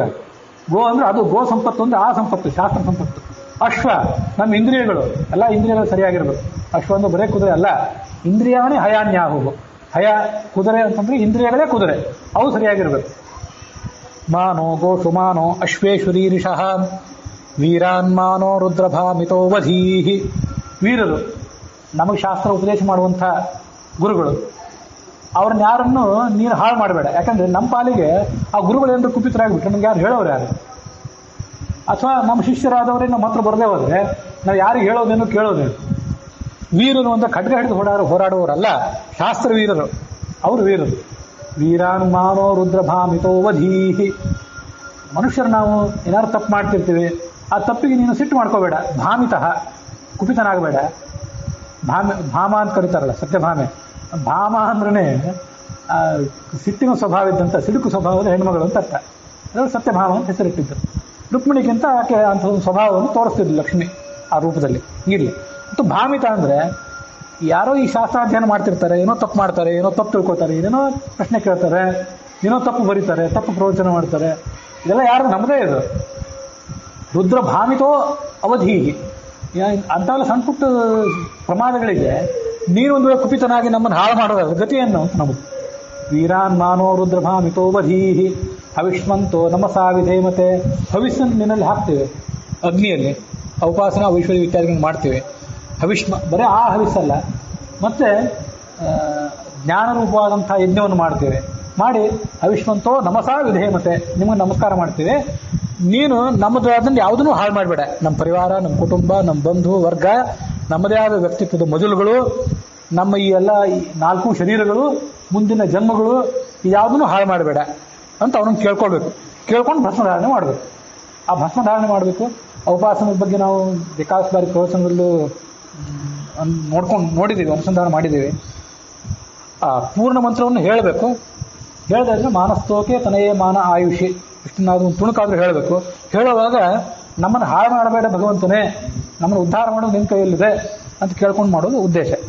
ಮತಿಭ್ರಂಶ ಪ್ರಮಾದ ಸಂಕಟ ದೋಷ ಒವಗಿಲ್ಲ ಅನ್ನೋ ನೆನಪಿಗೆ ಬಂತು. ಅದಕ್ಕಾಗಿ 2 ಮಂತ್ರ ಹೇಳಿದೆ. ಹಿಂದಿನೊಮ್ಮೆ ಹೇಳಿದ್ದೆ, ಮತ್ತೊಮ್ಮೆ ಹೇಳಿದೆ. ವಾರಿಜಾಸನ ಮುಖ್ಯ ರಾಜ್ಞಾಧಾರಕರು ಸರ್ವ ಸ್ವತಂತ್ರ ರಮಾರಮಣ ನೆಂದರಿದು ಇಷ್ಟಾನಿಷ್ಟ ಕರ್ಮಫಲ ಸಾರಭೋಕ್ತನಿಗೆ ಅರ್ಪಿಸಲು ಸ್ವೀಕಾರ ಮಾಡುವ ಪಾಪಫಲವ ಕುಬೇರ ನಾಮಕ ದೈತ್ಯರಿಗೆ ಕೊಟ್ಟು ಅವರ ನೋಯಿಸುವ. ಇವನು ಎಂಥ ದೊಡ್ಡ ವ್ಯಕ್ತಿತ್ವದವನು ಅಂತಂದ್ರೆ, ಇವನಿಗೆ ವಾರಿಜ ಅಂದರೆ ಕಮಲ, ಕಮಲಾಸನಾದಂಥ ಕಮಲಾಸನೇ ಮೊದಲಾದ ಚತುರ್ಮುಖನೇ ಮೊದಲಾದ ಎಲ್ಲ ದೇವತೆಗಳು ಇವನು ಆಜ್ಞಾಧಾರಕರು. ಈತ ಸ್ವತಂತ್ರ ರಮಾರಮಣ ಅಂತ ತಿಳ್ಕೊಂಡು ಇಷ್ಟಾನಿಷ್ಟ ಕರ್ಮಫಲ ಆ ಸಾರಭೂಕ್ತನಾದ ಭಗವಂತನಿಗೆ ಅರ್ಪಣೆ ಮಾಡ್ರಿ. ನಿಮಗೆ ಇಷ್ಟವಾದ್ದನ್ನು ಅರ್ಪಣೆ ಮಾಡ್ರಿ, ಅನಿಷ್ಟವಾದ್ದನ್ನು ಅರ್ಪಣೆ ಮಾಡ್ರಿ, ಎಲ್ಲ ಕರ್ಮ ಫಲಗಳನ್ನು ಅವನಿಗೆ ಅರ್ಪಣೆ ಮಾಡ್ರಿ. ಕಾಮ್ಯಾನಾಂ ಕರ್ಮಣಾಂ ನ್ಯಾಸಂ ಸನ್ಯಾಸಂ ಕವಯೋ ವಿದುಹು ಅಂತ. ಸನ್ಯಾಸ ಅಂದ್ರೆ ಏನು? ಸನ್ಯಾಸ ಅಂತಂದ್ರೆ, ಈ ಸನ್ಯಾಸದ ಬಗ್ಗೆ ಯಾಕೆ ನೆನಪಿಗೆ ಬಂತು ನನಗೆ ಅಂತಂದ್ರೆ, ಕರ್ಮ ಫಲ ಪರಿತ್ಯಾಗ ಮಾಡ್ರಿ, ಅವನಿಗೆ ಅರ್ಪಣೆ ಮಾಡ್ರಿ ಅಂತ ಬಂತಲ್ಲ. ನಾವು ಸಣ್ಣವರಿದ್ದಾಗ ನಮ್ಮನ್ನ ಯಾರು ಕೇಳಿದ್ವಿ ಏನಾಗ್ತೀವಿ ನೀವು ಮುಂದೆ ಅಂತ ಕೇಳಿದಾಗ ಸ್ವಾಮಿ ಆಗ್ತೀವಿ ಅಂತ ಹೇಳ್ತಿದ್ವಿ. ಸ್ವ ಅನ್ಲಿಕ್ಕೆ ಬರ್ತಿರ್ಲಿಲ್ಲ, ನಾವು ಹ್ಯಾಮೆ ಆಗ್ತಿದ್ವಿ ಅಂತಂತಿದ್ವಿ. ಸ್ವಾಮಿ ಅಂತಂದ್ರೆ ಹ್ಯಾಮೆ ಅಂತಂತೀವಿ ನಾವು ಸಣ್ಣವರಿದ್ದಾಗ. ಸ್ವಾಮಿಗಳ ಬಗ್ಗೆ ಒಂದು ಬಲವಾದ ಆಕರ್ಷಣ. ಸ್ವಾಮಿಗಳು ಕಾವಿ ಶಾಟಿ ಏನು, ಅವನ ಮೇಲೆ ಅಂಗಾರಕೃತ ಏನು, ಕೈಯಲ್ಲಿ ದಂಡ ಏನು, ಸುತ್ತಮುತ್ತಲಿನ ಅವ್ರ ಪರಿವಾರ ಏನು, ಸ್ವಾಮಿಗಳು ಬಂದರು ಎಲ್ಲರೂ ಹೇಳೋದೇನು, ಕೂಡೋದೇನು ನೋಡಿ ಸ್ವಾಮಿಗಳಾಗಬೇಕು ಅಂತ ನಮಗೂ. ಮತ್ತು ಎಷ್ಟೋ ಜನರನ್ನು ನಾನು ಮಾತಾಡ್ಸಿದ್ದೀನಿ. ಸನ್ಯಾಸದ ಬಗ್ಗೆ ಬಹಳವಾದ ಆಕರ್ಷಣೆ ಇದ್ದವ್ರು ಎಷ್ಟೋ ಜನ ಇರ್ತಾರೆ. ಅಂಥವನ್ನೆಲ್ಲ ನಾನು ವೈಯಕ್ತಿಕವಾಗಿ ಮಾತಾಡ್ಸಿದ್ದೀನಿ. ಹೆಣ್ಮಕ್ಳು ಇರ್ತಾರೆ, ಗಂಡಸರು ಇರ್ತಾರೆ. ಸನ್ಯಾಸಿ ಆಗಬೇಕು. ಅದು ಗಂಡಸರಾದರೆ ಸನ್ಯಾಸಕ್ಕೊಂದು ಅವಕಾಶ ಇರ್ತದೆ, ಹೆಣ್ಮಕ್ಳಿಗೆ ಸನ್ಯಾಸಕ್ಕೆ ಅವಕಾಶ ಇಲ್ಲ, ನಾವೇನು ಮಾಡೋದು ಅಂತ ಕೆಲವ್ರು ಹೇಳಿದ್ದೀನಿ, ಕೇಳಿದ್ದೀನಿ ನಾನು. ಏನೂ ತಲೆ ಕೆಡಿಸ್ಕೋಬೇಡಿ. ಕಾವಿ ಶಾಟಿ ಬೇಡ, ದಂಡ ಬೇಡ, ಪಾದಕೆ ಬೇಡ. ಸರ್ವಕರ್ಮ ಫಲತ್ಯಾಗಂ ಪ್ರಾಹುಸ್ತ್ಯಾಗಂ ವಿಚಕ್ಷಣಾ. ತ್ಯಾಗಿ ಅಂತ ಅನ್ಸ್ಕೋಬೇಕಾದ್ರೆ ಸಾಕು, ಸರ್ವಕರ್ಮ ಫಲತ್ಯಾಗ ಮಾಡಿಬಿಡ್ರಿ. ಇಷ್ಟಾನಿಷ್ಟವನ್ನು ಕೂಡ ಭಗವಂತನಿಗೆ ಅರ್ಪಣೆ ಮಾಡ್ರಿ. ಕಾಮ್ಯಾನಾಂ ಕರ್ಮಣಾಂ ನ್ಯಾಸಂ ಸನ್ಯಾಸಂ ಕವಯೋ ವಿದುಹು. ಕಾಮ್ಯ ಕರ್ಮವಲ್ಲೆಲ್ಲವನ್ನೂ ಪರಿತ್ಯಾಗ ಮಾಡ್ರಿ. ನಿಷಿದ್ಧ ಕರ್ಮವನ್ನು ಮಾಡಬೇಡ್ರಿ, ಕಾಮ್ಯ ಕರ್ಮವನ್ನಂತೂ ಮಾಡಲೇಬೇಡ್ರಿ. ಮುಂಜಾನೆ ಮಾಡಿದ್ರು ಕೂಡ ಭಗವಂತನಿಗೆ ಅರ್ಪಣೆ ಮಾಡ್ರಿ. ಅದು ಸನ್ಯಾಸಿ ಅದಂತೇನೆ ನಾವು. ಅದು ಆವಾಗ ಬಾಲ್ಯದ ಸನ್ಯಾಸದ ಬಗ್ಗೆ ಮೋಹ ಬೇರೆ, ಈಗಿರೋ ಸನ್ಯಾಸದ ಅರ್ಥ ಬೇರೆ. ಅದಕ್ಕಾಗಿ ಹೇಳಿದೆ. ಇಷ್ಟಾನಿಷ್ಟ ಕರ್ಮ ಫಲ ಸಾರಭೋಕ್ತನಿಗೆ ಅರ್ಪಿಸಲು. ಅದನ್ನೆಲ್ಲ ಭೋಗ ಮಾಡಬೇಕಾದ್ರೆ, ಸಾರವನ್ನೆಲ್ಲ ಸ್ವೀಕಾರ ಮಾಡಬೇಕಾದ್ರೆ ಅವನಿಗೆ ಅರ್ಪಣೆ ಮಾಡ್ರಿ. ಆತ ಸ್ವೀಕಾರ ಮಾಡ್ತಾನೆ, ಪುಣ್ಯವನ್ನು ಸ್ವೀಕಾರ ಮಾಡ್ತಾನೆ, ಪಾಪ ಫಲವನ್ನೆಲ್ಲ ದೈತ್ಯರಿಗೆ ಕೊಟ್ಟು ಬಿಡ್ತಾನೆ. ಅವರಿಗೆ ಕುಬೇರರು ಅಂತ ಹೆಸರಿದೆ ಅಂತೆ, ಆ ದೈತ್ಯರಿಗೆಲ್ಲರಿಗೂ ಕೂಡ. ಅಲ್ಲ, ಇಲ್ಲಿ ದೈತ್ಯರಿಗಲ್ಲ, ಆ ಭಗವಂತನಿಗೆ ಕುಬೇರ ಅಂತ ಹೆಸರಿದೆ. ಕುಬೇರ ಅಂತ ಕರೆಸ್ಕೊಂಡಿರುವಂತಹ ಈ ಭಗವಂತ ಆ ದೈತ್ಯರಿಗೆ ಪಾಪಗಳನ್ನೆಲ್ಲ ಕೊಟ್ಟು ಆತ ಕೊಟ್ಟು ಅವರನ್ನು ನೋಯಿಸುವ. ದೈತ್ಯರಿಗೆ ಶಿಕ್ಷೆ ಕೊಡ್ತಾನೆ, ನಿಮಗೆ ಸದ್ಗತಿ ಕೊಡ್ತಾನೆ ಅಂತ ಹೀಗರ್ಥ.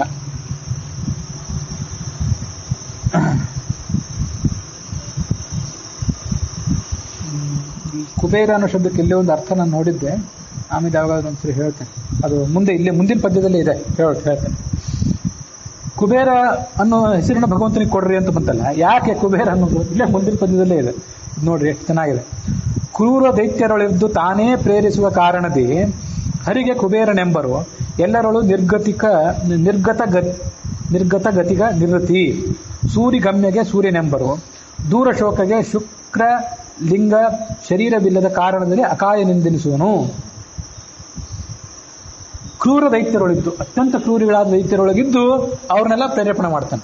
ದೈತ್ಯರ ಕಡೆಯಿಂದ ಕೆಟ್ಟ ಕೆಲಸ ಮಾಡಿಸುವವನು ಅವನೇ, ಸಜ್ಜನರ ಕಡೆಯಿಂದ ಸತ್ಕರ್ಮ ಮಾಡಿಸುವವನು ಅವನೇ. ಹಾಗಾಗಿ ಕುತ್ಸಿತಾನ್ ಪ್ರೇರೇಯತೆ ಇತಿ ಕುಬೇರ. ಬೇರ ಅಂತಿದೆಯಲ್ಲ, ಅಂತಂದ್ರೆ ಕೆಟ್ಟ ಬುದ್ಧಿ ಅಂತ ಅರ್ಥ. ಅವರನ್ನ ಈರಣ ಪ್ರೇರೇಪಣೆ ಮಾಡುವನು. ಆ ಕಾರಣಕ್ಕಾಗಿ ಕುಬೇರ ಅಂತ ಅವನಿಗೆ ಹೆಸರು. ಅದು ವಿಷ್ಣು ರಹಸ್ಯದಲ್ಲಿ ಒಂದು ಶ್ಲೋಕನೇ ಇದೆ. ಕುಮತೇರೀರಣಾತ್ ಸರ್ವ ಸಂಸ್ಕೃತೆ ಕುಬೇರಕಃ. ಕೆಟ್ಟ ಬುದ್ಧಿಯನ್ನು ಅವನೇ ಪ್ರೇರೇಪಣೆ ಮಾಡುವನಾದ್ರಿಂದ ಅವನಿಗೆ ಕುಬೇರ ಅಂತ ಹೆಸರು. ಆಮೇಲೆ ಅಲ್ಲಿ ಕೆಲವು ಇನ್ನೂ ಶಬ್ದಗಳು, ಸೂರ್ಯ, ಶುಕ್ರ, ಅಕಾಯ ಅಂತ ಕೆಲವು ಹೆಸರುಗಳು. ಈ ಕುಬೇರ ಅನ್ನೋದೊಂದು ಹೊರತುಪಡಿಸಿದ್ರೆ ಮುಂದಿನ 3 ಹೆಸರುಗಳೆಲ್ಲ ಈಶಾವಾಸ್ಯೋಪನಿಷತ್ನಲ್ಲಿ ಬಂದ ಹೆಸರುಗಳು. ಅದನ್ನ ನೋಡ್ಬೇಕು. ಕುಬೇರ ಅಂತ ಯಾಕೆ ಕರೀತಾರೆ ಅಂದ್ರೆ ಕೆಟ್ಟ ದೈತ್ಯರಲ್ಲಿದ್ದು ಪ್ರೇರೇಪಣೆ ಮಾಡುವುದರಿಂದ. ಮುಂದೆ ಎಲ್ಲರೊಳು ನಿರ್ಗತ ಗತಿಕ ನಿವೃತ್ತಿ. ಅವನಿಗೆ ನಿವೃತ್ತಿ ಅಂತ ಕರೀತಾರೆ. ಯಾಕೆಂತಂದ್ರೆ ಎಲ್ಲರೊಳಗೂ ಇದ್ದು ಆತ ಗತಿ ಕೊಡಬೇಕಾದವನು, ಎಲ್ಲರನ್ನೂ ಒಂದೊಂದು ಗತಿ ಕಾಣಿಸ್ಬೇಕಾದವನೇ ಅವನು. ಅದಕ್ಕಾಗಿ ಅವನನ್ನ ನಿವೃತ್ತಿ ಅಂತ ಕರೀತಾರೆ. ನಿರ್ಗತ ಗತಿ, ಮತ್ತು ವೃತ್ತಿ ಅಂತ ಇಷ್ಟಿದೆಯಲ್ಲ, ಅಲ್ಲಿ ಮೊದಲನೇ ನೀ ಅಂತ ಅನ್ನೋದಕ್ಕೆ ನಿರ್ಗತರು, ಯಾವುದೇ ಗತಿ ಇಲ್ಲದೆ ಇದ್ದವರು, ಅನಾಥರಾದವರೆಲ್ಲ, ಅವರಿಗೆಲ್ಲ ಈತನೇ ಗತಿ. ಅದಕ್ಕಾಗಿ ನಿರ್ವೃತ್ತಿ ಅಂತ ಕರೀತಾರೆ ಅವನನ್ನ. ಮತ್ತೆ ಗತಿ ನೀಡುವವರಿಗೆ, ನಮ್ಮ ಹಿರಿಯರು ಯಾರು ಇರ್ತಾರಲ್ಲ, ನಮಗೆ ಉಪದೇಶ ಮಾಡುವವರು, ಅವ್ರಿಗೆ ಉಪದೇಶ ಮಾಡಿದವರು, ಅವರಿಗೆ ಉಪದೇಶ ಮಾಡಿದವರು, ಹೀಗೆ ಜ್ಞಾನಿಗಳ ಪರಂಪರಾ ಒಂದಿದೆಯಲ್ಲ, ಇವರೆಲ್ಲರಿಗೂ ಕೂಡ ಮೇಲ್ನವನು. ಇವರೆಲ್ಲರಿಗೂ ಗತಿ ತೋರಿಸ್ಬೇಕಾದವನು ಅವನು. ನಮಗೆ ಗತಿ ತೋರಿಸ್ಬೇಕಾದವರು ನಮ್ಮ ಗುರುಗಳು, ಅವ್ರಿಗೆ ಗತಿ ತೋರಿಸ್ಬೇಕಾದವನು ಭಗವಂತ, ಆತ. ಅದಕ್ಕಾಗಿ ಆತನನ್ನು ನಿವೃತ್ತಿ ಅಂತ ಕರೀತಾರೆ. ಮುಂದೆ ಸೂರ್ಯ ಅಂತ ಶಬ್ದ ಇದೆ. ಸೂರ್ಯ ಪೂಷನ್ ಏಕರ್ಷೆ ಯಮ. ಈಗ ನಾನು ಮಂಗಳಾಚರಣೆ ಮಾಡ್ತೀನಿಲ್ಲ, ಅದ್ರ ಪದ್ಯ ಇದೆ. ಅದು ಈಶಾವಾಸ್ಯೋಪನಿಷತ್ತಿಂದೇ ಪದ್ಯ, ಮತ್ತು ಆ ಪದ್ಯ ಬೇರೆ ಕಡೆನೂ ಬಂದಿದೆ.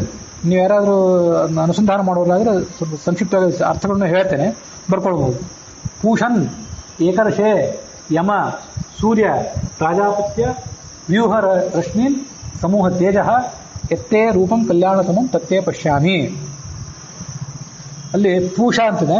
ನನ್ನ ಹತ್ರ ಈಶಾವಾಸ್ಯ ಪುಸ್ತಕ ಇಲ್ಲಿಲ್ಲ, ಒಳಗಿದೆ. ಅದು ಇಲ್ಲೇನು ಬಂದಿಲ್ಲ, ಅದರಿಂದ ಅದು ಬೇಡ, ಮತ್ತೊಂದ್ಸರಿ ಯಾವಾಗ ಹೇಳ್ತೇನೆ. ಪೂಷನ್ ಏಕರ್ಷೆ, ಅತ್ಯಂತ ಮುಖ್ಯ ಋಷಿ, ಮಹರ್ಷಿ ಕಪಿಲಾಚಾರ್ಯ. ಯಾರು ಅಂದ್ರೆ ಆ ಭಗವಂತ ವೇದವ್ಯಾಸ ಇತ್ಯಾದಿ ರೂಪದಿಂದ, ಕಪಿಲಾದಿ ರೂಪದಿಂದ ಎಲ್ಲರಿಗೂ ಜ್ಞಾನೋಪದೇಶ ಮಾಡಿದವನೇ ಅವನು. ಅದಕ್ಕಾಗಿ ಅವನನ್ನು ಏಕರ್ಷೆ ಅಂತ ಕರೀತಾರೆ. ಪೂಷನ್ ಏಕರ್ಷೆ ಯಮ, ಎಲ್ಲರನ್ನೂ ಹಿಡಿತದಲ್ಲಿಟ್ಟವನಾದ್ರಿಂದ ಯಮ. ಸೂರ್ಯ ಅಂತ ಯಾಕೆ ಕರೀತಾರೆ ಅಂತಂದ್ರೆ ಜ್ಞಾನಿಗಳಿಂದ ಆತ ಪ್ರಾಪ್ತನಾದವನು. ಜ್ಞಾನಿಗಳು ಆತನನ್ನು ಹೋಗಿ ತಲುಪ್ತಾರೆ. ಸೂರ್ಯಗಳು ಅಂದ್ರೆ ಜ್ಞಾನಿಗಳು, ಅವರು ಹೋಗಿ ಆತನನ್ನು ತಲುಪ್ತಾರೆ. ಆದ್ರಿಂದ ಸೂರ್ಯಗಮ್ಯನಾದ್ರಿಂದ ಅವನ್ನ ಸೂರ್ಯ ಅಂತ ಕರೀತಾರೆ. ಸೂರ್ಯಗಮ್ಯಗೆ ಸೂರ್ಯನೆಂಬರು. ಈಶಾವಾಸ್ಯೋಪನಿಷತ್ತಿನ ಭಾಷ್ಯ ಅಷ್ಟೇ ಇದು, ಭಾಷ್ಯದ ಕನ್ನಡ ಅನುವಾದ ಅಷ್ಟೇ ಇದು. ಸೂರ್ಯಸ್ಯ ಸೂರ್ಯಗಮ್ಯತ್ವಾತ್, ಸೂರ್ಯಗಮ್ಯಗೆ ಸೂರ್ಯನೆಂಬರು. ದೂರಶೋಕಗೆ ಶುಕ್ರ. ಔರಣಂ ಅಸ್ನಾವಿರಂ ಶುದ್ಧಂ ಅಪಾಪವಿದ್ಧಂ. ಔರಣಂ ಅಕಾಯಂ ತತ್ಶುಕ್ರಂ ಅಂತ ಹೀಗೆ ಈಶಾವಾಸ್ಯೋಪನಿಷತ್ತಿದೆ. ಅಲ್ಲಿ ಶುಕ್ರ ಅಂತ ಇನ್ನೊಂದು ಶಬ್ದ ಇದೆ. ಆ ಶುಕ್ರ ಅನ್ನೋ ಶಬ್ದಕ್ಕೆ ಏನರ್ಥ ಅಂತಂದ್ರೆ ದುಃಖರಹಿತ, ಶೋಕ ರಹಿತ. ಶುಕ್ರ ಎರಡಿದೆ ಅಲ್ಲಿ. ಶುಕ್ ಅಂದ್ರೆ ದುಃಖ, ಅದರಿಂದ ರಹಿತನಾದ್ರಿಂದ ಆತ ಶುಕ್ರ. ಹೀಗೆ ದೂರ ಶೋಕಗೆ ಶುಕ್ರ, ಶೋಕದಿಂದ ದೂರನಾದ ವ್ಯಕ್ತಿಗೆ ಶುಕ್ರ ಅಂತ ಕರೀತಾರೆ. ಅಕಾಯ ಅಂತ ಕರೀತಾರೆ ಭಗವಂತನನ್ನ. ಅಕಾಯ ಅಂತ ಯಾಕೆ ಕರೀತಾರೆ ಅಂದ್ರೆ ಶರೀರ ಇಲ್ಲದೆ ಇದ್ದವನು. ಭಗವಂತನಿಗೆ ದಿವ್ಯಮಂಗಳ ಶರೀರ ಇದೆಯಲ್ಲ, ಯಾಕೆಂತಂದ್ರೆ ಲಿಂಗ ಶರೀರವಿಲ್ಲದ ಕಾರಣ. ಲಿಂಗ ಶರೀರ ಇಲ್ಲ, ಅನಿರುದ್ಧ ಶರೀರ ಇಲ್ಲ, ಭೌತ ಶರೀರ ಇಲ್ಲ. ಈ ಯಾವುದೂ ಇಲ್ಲ, ಆದ್ರಿಂದ ಆತನನ್ನು ಏನ್ ಕರೀತಾರೆ? ಅಕಾಯ ಅಂತ ಕರೀತಾರೆ.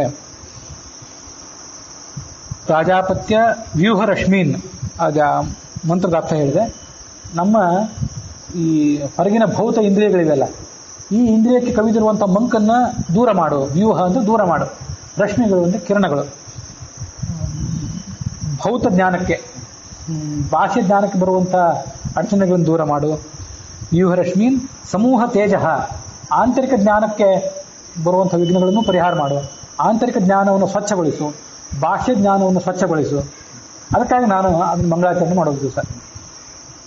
ಸಮೂಹ ತೇಜೋ ವ್ಯೂಹ ರಶ್ಮೀನ್ ಸಮೂಹ ತೇಜೋ ಯತ್ತೇ ರೂಪಂ ಕಲ್ಯಾಣತಮಂ ತತ್ತೇ ಪಶ್ಯಾಮಿ. ನಿನಗೆ ಲಿಂಗ ಶರೀರ ಇಲ್ಲ, ಅನಿರುದ್ಧ ಶರೀರ ಇಲ್ಲ, ಭಾಷೆ ಶರೀರ ಇಲ್ಲ, ಆದರೆ ಒಂದು ಅತ್ಯಂತ ಕಲ್ಯಾಣ ಶರೀರ ನಿನಗೊಂದಿದೆ, ಅದನ್ನು ನಾನು ನೋಡ್ತೇನೆ ಅಂತ ಅದರ ಅರ್ಥ, ಆ ಮಂತ್ರದ ಅರ್ಥ. ಯತ್ತೇ ರೂಪಂ ಕಲ್ಯಾಣತಮಂ ತತ್ತೇ ಪಶ್ಯಾಮಿ. ಪೇಳಲೊಷವಲ್ಲದ ಪಾಪಾಳಿಗಳನ್ನೊಂದೇ ಕ್ಷಣದಿ ನಿರ್ಮೂಲಗೈಸಲಿಬೇಕು ಎಂಬವಗೊಂದೇ ಹರಿನಾಮ. ನಾಲಿಗೆಯ ಉಳ್ಳವಗೆ ಪರಮ ಕೃಪಾಳು ಕೃಷ್ಣನು ಕೈಪಿಡದು ತನ್ನಾಲಯದೊಳಿಟ್ಟು ಅನುದಿನದಿ ಆನಂದ ಪಡಿಸುವನು. ಎಂತೆಂಥ ಪಾಪಗಳು, ಮಹಾಪಾಪಗಳು. ಆ ಪಾಪದ ಹೆಸರು ಕೂಡ ನಮ್ಗೆ ಹೇಳಿಕ್ಕೆ ಸಾಧ್ಯ ಇಲ್ಲ, ಯಾಕಂದ್ರೆ ನಾವು ಅಷ್ಟು ದುಷ್ಟರಲ್ಲ. ಅಷ್ಟು ದೊಡ್ಡ ದೊಡ್ಡ ಪಾಪಗಳನ್ನೇ ನಮಗೆ ಮಾಡ್ಲಿಕ್ಕೆ ಸಾಧ್ಯವಿಲ್ಲ. ಪೇಳಲು ವಶ, ಪೇಳಲು ಒಂದು ಹೇಳಲು, ಹೇಳಲಿಕ್ಕಾಗದೇ ಇರುವಂಥ ಅನೇಕ ಪಾಪಗಳನ್ನು, ಮಹಾಪಾಪಾಳಿಗಳನ್ನು, ಅವು ಪಾಪಗಳ ಸಮೂಹವನ್ನು, ಆಳಿ ಎಂದು ಸಮೂಹ, ಅದನ್ನು ಒಂದೇ ಕ್ಷಣದಲ್ಲಿ ನಾಶ ಮಾಡ್ಕೋಬೇಕು ಅಂತೇನಾದರೂ ನಿಮ್ಗೆ ಅಪೇಕ್ಷೆ ಬಂದರೆ ಅದಕ್ಕಿರೋದು ಒಂದೇ ಉಪಾಯ. ಏನು ಅಂದರೆ ಹರಿನಾಮ. ಒಂದೇ ಕ್ಷಣದಲ್ಲಿ ನಿರ್ಮೂಲಗೈಸಲಿಬೇಕು ಎಂಬವಗೆ, ಆ ವ್ಯಕ್ತಿಗೆ ಒಂದೇ ಏನಂದ್ರೆ ಹರಿನಾಮ, ಅದೊಂದೇ ಉಪಾಯ. ಅದು ನಾಲ್ಗೆ ಇದ್ದವನಿಗೆ ಅದನ್ನು ನಾಲ್ಗೆಯಲ್ಲಿ ಇಟ್ಕೊಂಡು, ಹರಿನಾಮವನ್ನು ನಾಲ್ಗೆಯಲ್ಲಿ ಇಟ್ಕೊಂಡು ಯಾರು ಭಜನೆ ಮಾಡ್ತಾರೋ ಅವನಿಗೆ ಪರಮ ಕೃಪಾಲವಾದಂಥ ಕೃಷ್ಣ ಕೈ ಹಿಡಿದು, ಇದನ್ನು ಕೈ ಹಿಡಿದ ಮೇಲೆ ಕರ್ಕೊಂಡು ಹೋಗ್ತಾನೆ. ತನ್ನ ಆಲಯದೊಳಿಟ್ಟು ಅನುದಿನದಿ ಆನಂದ ಪಡಿಸುವನು. ಕೈಯನ್ನು ಮತ್ತು ಹೋಗಲಿಲ್ಲ. ಮೋದ ಪ್ರಮೋದ ಅನ್ನುವಂಥ ಭಗವಂತನ ಎರಡು ಕೈಗಳಾದ ನಿಮಗೆ ಎರಡೇ ಕೈಗಳು ಧ್ಯಾನದಲ್ಲಿ ಸಿಗ್ತಾವಾದರೆ ಎರಡೇ ಕೈ. 4 ಕೈಗಳನ್ನು ನೀವು ನೆನಪು ಮಾಡ್ಕೊಳ್ಳಬಲ್ಲಿರಾದರೆ 4 ಕೈ, 8 ಆದರೆ 8, 16 ಆದರೆ 16, 32 ಆದರೆ 32. ದ್ವಾಜ್ಜನಂತಾಂತ ಬಾಹುಕಃ, 2 ಕೈಗಳಿಂದ ಹಿಡಿದು ಅನಂತ ಬಾಹುಗಳ ತನಕ ಅವನಿಗಿವೆ. ಆ ತನ್ನ ಮೋದ ಪ್ರಮೋದ ಅಂತ ಕಲ್ಸ್ಕೊಂಡಿರುವ ಕೈಗಳಿಂದ ನಿಮ್ಮ ಕೈ ಹಿಡಿದು ಆತ ಮೇಲೆತ್ತಾನೆ. ಕೈ ಪಿಡಿದು ತನ್ನ ಆಲಯದೊಳಿಟ್ಟು, ತನ್ನ ಲೋಕದಲ್ಲಿ ಇಟ್ಟು ಕಾಪಾಡ್ತಾನೆ ನಿಮ್ಮನ್ನ, ಆನಂದ ಪಡಿಸುವನು. ಅದು ಅದರ ಅರ್ಥ. ಕೃಷ್ಣಾಮೃತ ಮಹಾರ್ಣವ ಅಂತ ಆಚಾರ್ಯದ ಒಂದು ಗ್ರಂಥ. ಅದರಲ್ಲಿ ಆಚಾರ್ಯರ ಸ್ವಂತ ಶ್ಲೋಕಗಳು ಯಾವಿಲ್ಲ, ಮಂಗಳಾಚರಣೆ ಒಂದು ಏನಾದರೂ ಇರಬೇಕಷ್ಟೆ. ಅದು ಏನಂದರೆ ಪುರಾಣಗಳು ಸ್ಮೃತಿಗಳಿಂದ, ಬಹುತೇಕ ಪುರಾಣಗಳಿಂದ ಹೆಚ್ಚು ತೆಗೆದ ಶ್ಲೋಕಗಳವೆಲ್ಲ. ಏಕಾದಶಿ ಬಗ್ಗೆ, ನಾಮಧಾರಣೆ ಬಗ್ಗೆ, ಕೃಷ್ಣಾಷ್ಟಮಿ ಬಗ್ಗೆ ಇತ್ಯಾದಿ ಎಲ್ಲ ಅದು ಮಹತ್ವವನ್ನು ಹೇಳುವಂಥ ಕೆಲವು ಶ್ಲೋಕಗಳವೆಲ್ಲ ಯಾವ್ಯಾವುದೋ ಪುರಾಣದಿಂದ ಆಚಾರ ತಗೊಂಡಿದ್ದು. ಎಷ್ಟೋ ಶ್ಲೋಕಗಳು ನಮಗೆ ಈಗ ಸಿಗೋದೇ ಇಲ್ಲ. ಅವು ಕೆಲವು ಶ್ಲೋಕಗಳು ಮಹಾಭಾರತದಲ್ಲಿ ಎಲ್ಲೋ ಕಾಣ್ತವೆ. ಅದು ಸಮಸ್ಯೆ ಏನಾಗ್ತದೆ ಅಂದರೆ, ಮಹಾಭಾರತ ಓದುವಾಗ ಕೃಷ್ಣಾಮೃತ ಮಹಾರ್ಣವದ ನೆನಪಿಗೆ ಬರೋದಿಲ್ಲ. ಕೃಷ್ಣಾಮೃತ ಮಹಾರ್ಣವನ್ನು ಓದುವಾಗ ಎಲ್ಲಿ ಬಂದು ಶ್ಲೋಕ ಅಂತ ಹುಡುಕಲಿಕ್ಕೆ ಗೊತ್ತಾಗೋದಿಲ್ಲ. ಹಾಗೆ ಕೆಲವರು ವಿದ್ವಾಂಸರಿಂದ ಪ್ರಯತ್ನ ಮಾಡಿದ್ದಾರೆ. ಕೆಲವು ಶ್ಲೋಕಗಳು ಸಿಗ್ತವೆ, ಕೆಲವಿಲ್ಲ. ಅಂಥದ್ರಲ್ಲಿ ಕೆಲವು ಶ್ಲೋಕ ಇಲ್ಲವೇ. ಹರಿರ್ಯಾತಿ ದಸ್ಯುವ್ಯಾಜೇನ ಯೋ ವದೇತ್ ಸೋಪಿ ಸದ್ಗತಿ ಮಾಪ್ನೋತಿ ಗತಿಂ ಸುಕೃತಿನೋ ಯಥಾ. ಅದೇ ಮನೆಗೆ ಕಳ್ಳರು ಬಂದರು ಅಂತ ತಿಳ್ಕೊಡ್ರಿ. ಕಳ್ಳರು ಬಂದಾಗ ಹರಿರ್ಯಾತಿ ನೀವು ಜೋರಾಗಿ ಹೋದರ್ರಿ, ಭಗವಂತ ಬಂದ ಅಂತ. ಆ ಕಳ್ಳರು ಹೆದರಿ ಓಡಿ ಹೋಗ್ತಾರೆ. ಆ ಕಳ್ಳರನ್ನು ಓಡಿಸ್ಬೇಕು ಅನ್ನೋ ದೃಷ್ಟಿಯಿಂದ ಸುಮ್ಮನೆ ಭಗವಂತ ನಾಮಸ್ಮರಣೆ ಮಾಡಿದರೆ, ಆವಾಗ ಅಂಥ ವ್ಯಕ್ತಿನೂ ಕೂಡ ಇವನಿಗೆ ಭಗವಂತನ ಕರಿಬೇಕು ಅಂತೇನು ಇದ್ದುದಿಲ್ಲ, ಇನ್ನು ಕಳ್ಳರನ್ನು ಓಡಿಸ್ಬೇಕು ಅಂತಿತ್ತು. ಈ ನೆಪದಿಂದ ಭಗವಂತ ನಾಮಸ್ಮರಣೆ ಮಾಡಿದರೂ ಉದ್ಧಾರ ಆಗ್ತೀರಿ ಅಂತಾರೆ. ನಾಮ್ನೋಸ್ತಿ ಯಾವತೀ ಶಕ್ತಿ ಪಾಪ ನಿರ್ಹರಣೆ ಹರೇಹೇ ತಾವತ್ ಕರ್ತುಂ ನ ಶಕ್ನೋತಿ ಪಾತಕಂ ಪಾತಕೀ ಜನಃ. ಹರಿ ಅಂತ ಒಂದು ಬಾರಿ ಅತ್ಯಂತ ಭಕ್ತಿಯಿಂದ ಉಚ್ಚಾರ ಮಾಡಿದರೆ ಎಷ್ಟು ಪಾಪ ಹೋಗ್ತಾವಲ್ಲ, ಅಷ್ಟು ಪಾಪವನ್ನು ನೀವು ಮಾಡಲೇ ಆರ್ರಿ. ದುರ್ಯೋಧನಾದಿಗಳು ಮಾಡ್ಬೋದು, ನಮಗೆ ಮಾಡ್ಲಿಕ್ಕೆ ಆಗೋದಿಲ್ಲ ಅಷ್ಟು ಪಾಪಗಳನ್ನು. ಅಷ್ಟು ಮಹತ್ವನೇ ಅರ್ಕಿದೆ. ಆದರೆ ಅದನ್ನು ಭಕ್ತಿಯಿಂದ ಮಾಡಬೇಕಷ್ಟೆ. ಅಷ್ಟು ಭಕ್ತಿ, ಅಸಾಧಾರಣವಾದ ಭಕ್ತಿಯಿಂದ ಮಾಡಿದರೆ ಅದು ಸಾಧ್ಯ ಆಗ್ತದೆ ಅಂತ. ಇವೆಲ್ಲ ಆ ಕೃಷ್ಣಾಮೃತ ಮಹಾರ್ಣವದ ಕೆಲವು ಶ್ಲೋಕಗಳು. ತನ್ನ ಆಲಯದೊಳಿಟ್ಟು ಅನುದಿನದ ಆನಂದಪಡಿಸುವನು. ರೋಗಿ ಔಷಧ ಪಥ್ಯದಿಂದ ನಿರೋಗಿ ಎನಿಸುವ ತೆರದಿ ಶ್ರೀಮದ್ ಭಾಗವತ ಸುಶ್ರವಣಗೈದು ಭವಾಖ್ಯ ರೋಗವನ್ನು ನೀಗಿ ಶಬ್ದಾದ್ಯಖಿಲ ವಿಷಯ ನಿಯೋಗಿಸು ದಶೇಂದ್ರಿಯ ಅನಿಲನೊಳು ಶ್ರೀ ಗುರು ಜಗನ್ನಾಥ ವಿಠಲನು ಪ್ರೀತನಾಗುವನು. ರೋಗಿಯಾದವನಿಗೆ ಔಷಧ ಪಥ್ಯಗಳನ್ನು ಕೊಟ್ಟರೆ ಆತ ನಿರೋಗಿಯಾಗಿ ಬಿಡ್ತಾನಲ್ಲ, ಅದರಂತೆ ಭಾಗವತವನ್ನು ಚೆನ್ನಾಗಿ ಅಧ್ಯಯನ ಮಾಡಿ ಶ್ರವಣ ಮಾಡಿರಿ, ಪ್ರವಚನ ಮಾಡಿರಿ. ಹಾಗೆ ಮಾಡಿಬಿಟ್ರೆ ಸಂಸಾರದ ಎಲ್ಲ ರೋಗವನ್ನು ಕೂಡ ಕಳ್ಕೋಬಹುದು ಮನುಷ್ಯ. ಶಬ್ದ ಮೊದಲಾದ ಎಲ್ಲ ಇಂದ್ರಿಯಗಳನ್ನು, ಎಲ್ಲ ವಿಷಯಗಳನ್ನು, ಶಬ್ದ, ಸ್ಪರ್ಶ, ರೂಪ, ರಸ, ಗಂಧ, ಈ 5 ಮತ್ತು ದಶೇಂದ್ರಿಯಗಳನ್ನು, 5 ಕರ್ಮೇಂದ್ರಿಯ, 5 ಜ್ಞಾನೇಂದ್ರಿಯ, ಅಷ್ಟೇ ಅಲ್ಲ ಮನಸ್ಸು, ಅವುಗಳನ್ನೆಲ್ಲ ಆ ಮುಖ್ಯ ಪ್ರಾಣ ತಗೊಂಡು ಕೊಡಬೇಕು. ಅವನೇನು ಮಾಡ್ತಾನೆ ಅಂದ್ರೆ ಭಗವಂತನ ತಗೊಂಡು ಕೊಡ್ತಾನೆ. ಸಮರ್ಪಿಸಲು ಮಹಾಲಕ್ಷ್ಮಿಗೂ ಗುರುವಾದಂತಹ ಜಗನ್ನಾಥ ವಿಠಲೇನಿದ್ದಾನಲ್ಲ, ಆತ ಕೊನೆಗೆ ನಾವು ಪ್ರೀತನಾಗ್ತಾನೆ. ಇದು ಉದ್ದೇಶ. ರೋಗಿ ಔಷಧ ಪಥ್ಯದಿಂದ ನಿರೋಗಿ ಎನಿಸುವ ತೆರದಿ. ಆ ರೀತಿಯಲ್ಲಿ ಶ್ರೀಮದ್ ಭಾಗವತ ಸುಶ್ರವಣಗೈದು, ಶ್ರೀಮದ್ ಭಾಗವತವನ್ನ ನಾವು